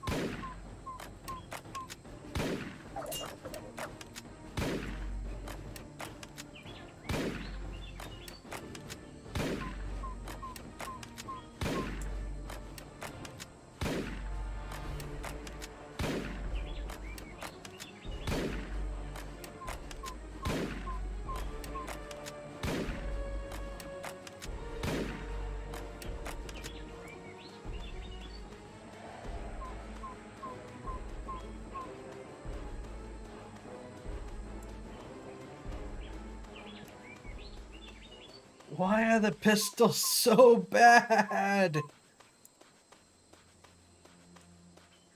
I know you... devs, I know you're trying to stay true to the game as it was created. Quality of life wouldn't be a bad idea.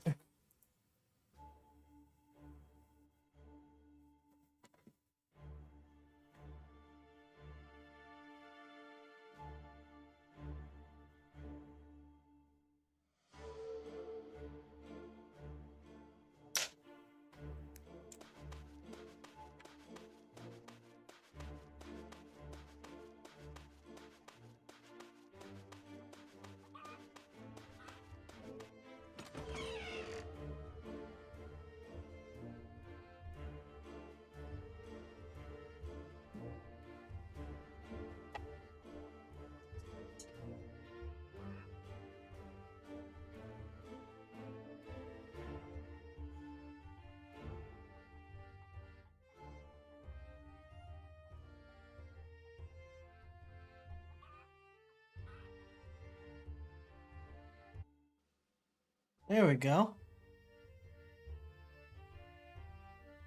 Got no idea why that took so long.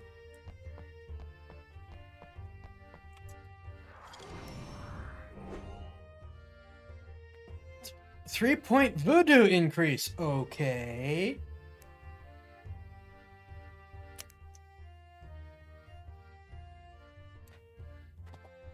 Carter, whatever your name is, I do not like you. At all. You dispatched that task with ease. Now there be something else. There's 3 blokes, the Bernard brothers, who served with me. They're the only ones left who can identify old Pigdley. Each one captains an East India Trading Company Viper. Sink 'em and I'd be very grateful.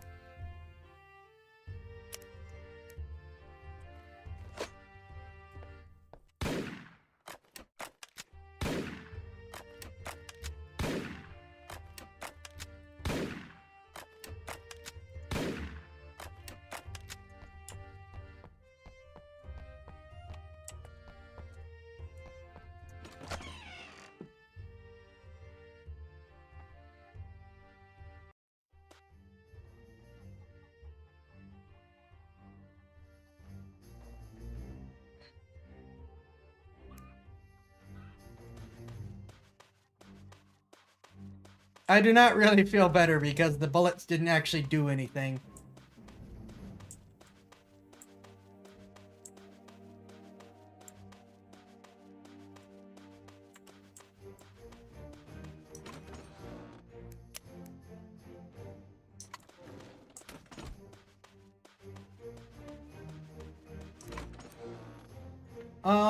Selling that.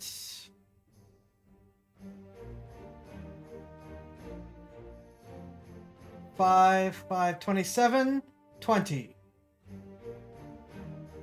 Oh, 2 different ranges, right.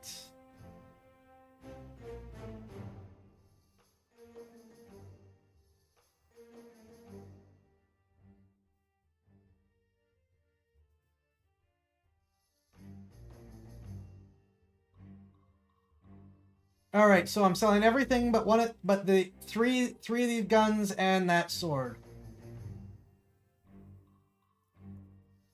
Ooh.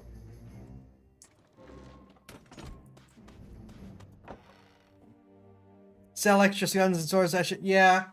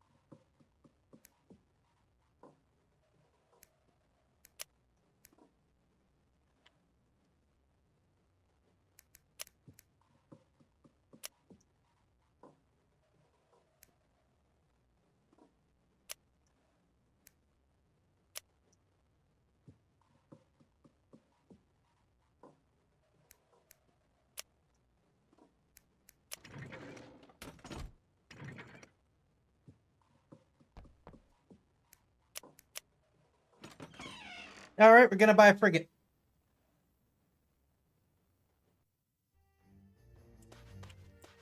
Jolly Duchess, I believe, right?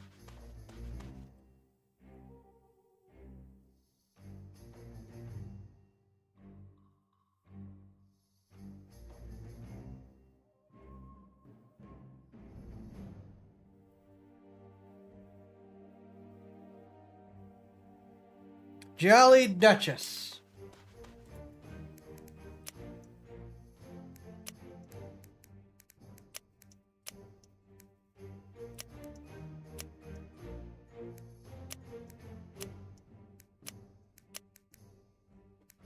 Wait, it has the same number of cannons? What's the... Oh, it has...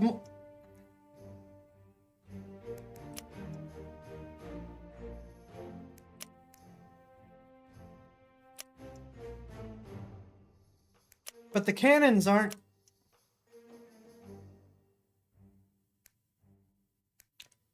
right, let's see. I have questions.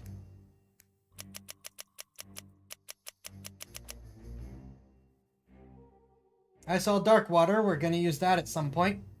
If anyone remembers Pirates of the Darkwater, I will be impressed.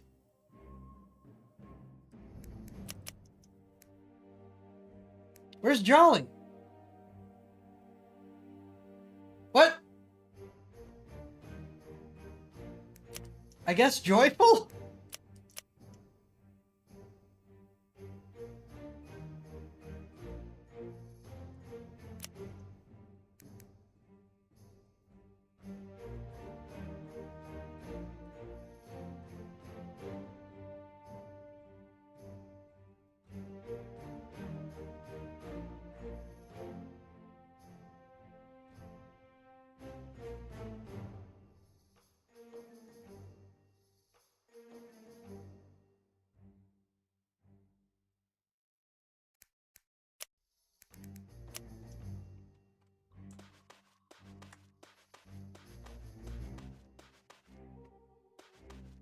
And then this will be it for tonight.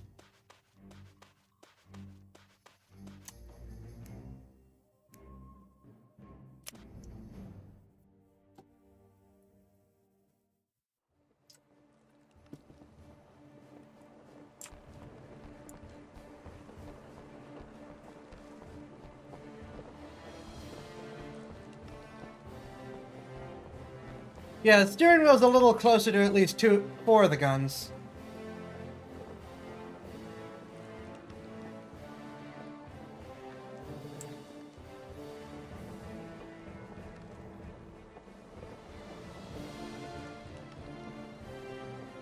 Epic music as I slowly turn in place.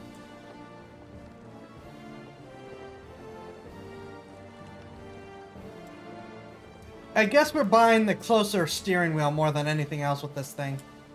It is the same number of guns. 6 deck guns, 10 broadside guns. They do appear to be laid out a little bit better to actually hit. And if I had friends to play in the crew, I'd have a pair of forward guns.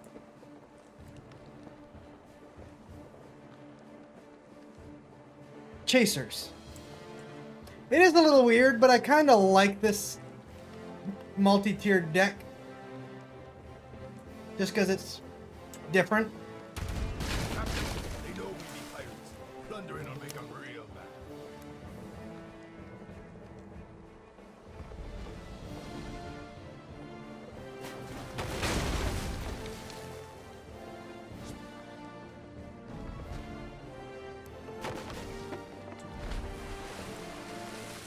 Yeah. Really? Alright, time to make use of those guns.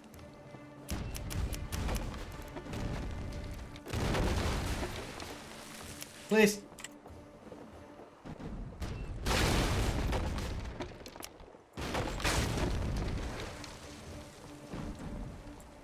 A sprint would be nice.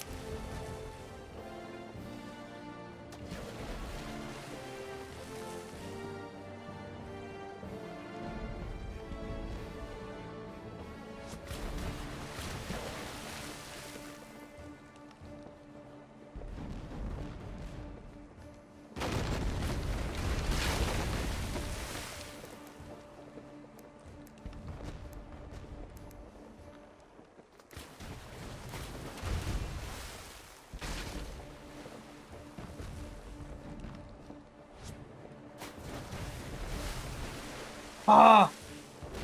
I hate how they realize what you're doing and try to cut you off before you can switch to the other cannon side. I mean, it's good that they do that from a tactical point of view, but it's just annoying when you're trying to rush through this quickly.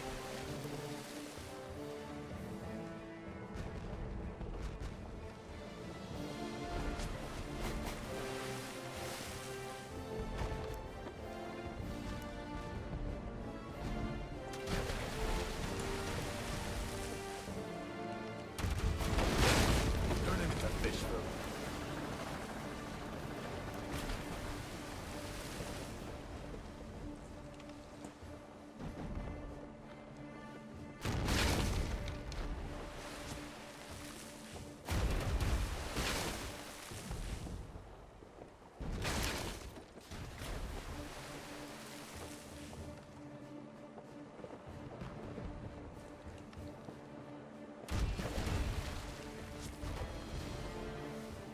Got ya.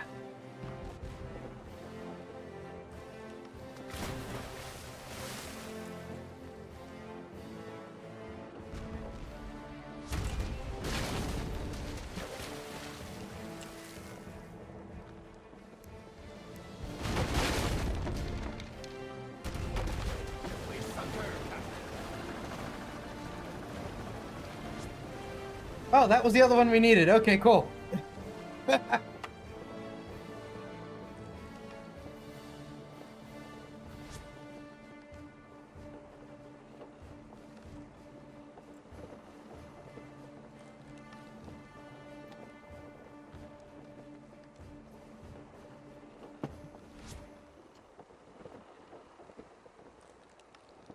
Yeah, I just figured, you're interfering? I don't think so. Also, more loot, but okay, sure. This one did feel a little less painful to run than the brig, so I guess we're probably gonna run frigates from now on.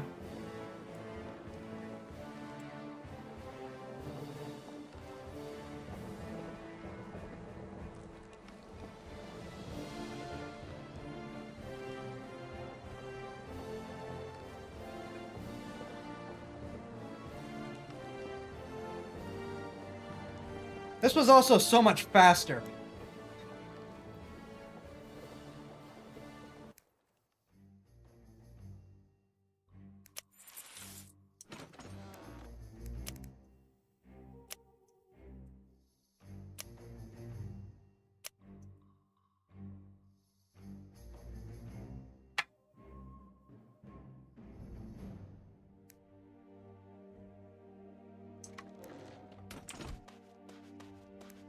I swear, if you have more...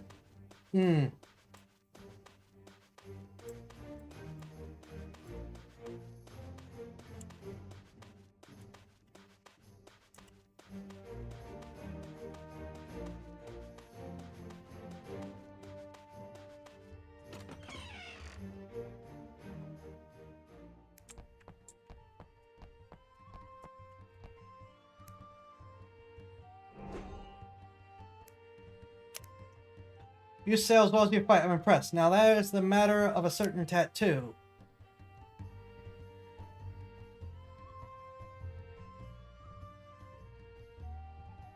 Best find a way to burn off my tattoo. I just got...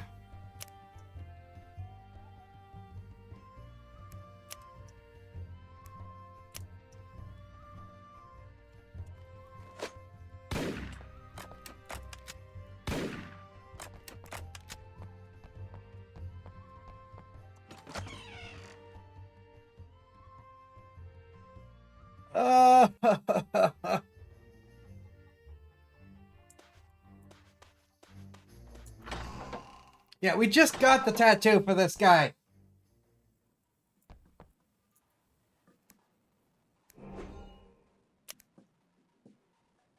You remove a tattoo, only seen it done once, didn't end well for that sailor's arm.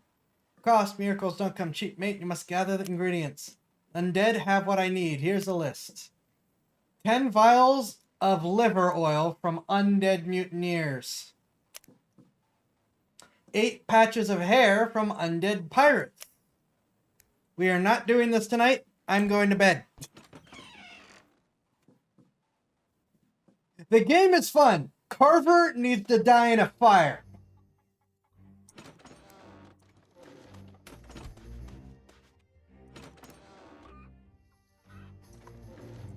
Yeah, it's good for... Well, here's the thing. It's good for grinding the gun, but grinding the gun itself is miserable because it doesn't hit anything.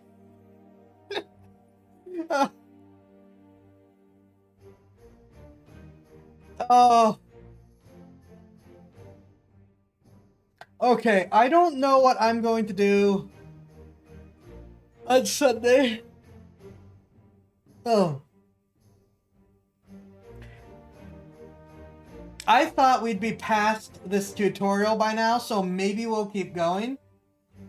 Just to get, you know, to the main part of the game. I don't know. For now, I am going to sign off.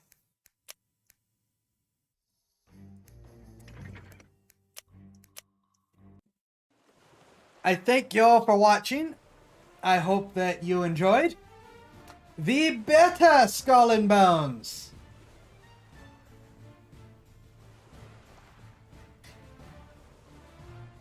Yeah, I got no other announcements besides one last thank you to everyone for who helped me and who has been helping me with the sponsors to help put things back in order. It really means a lot. That will be it for tonight. Hope you have a great weekend. Be safe, and I will see you next time.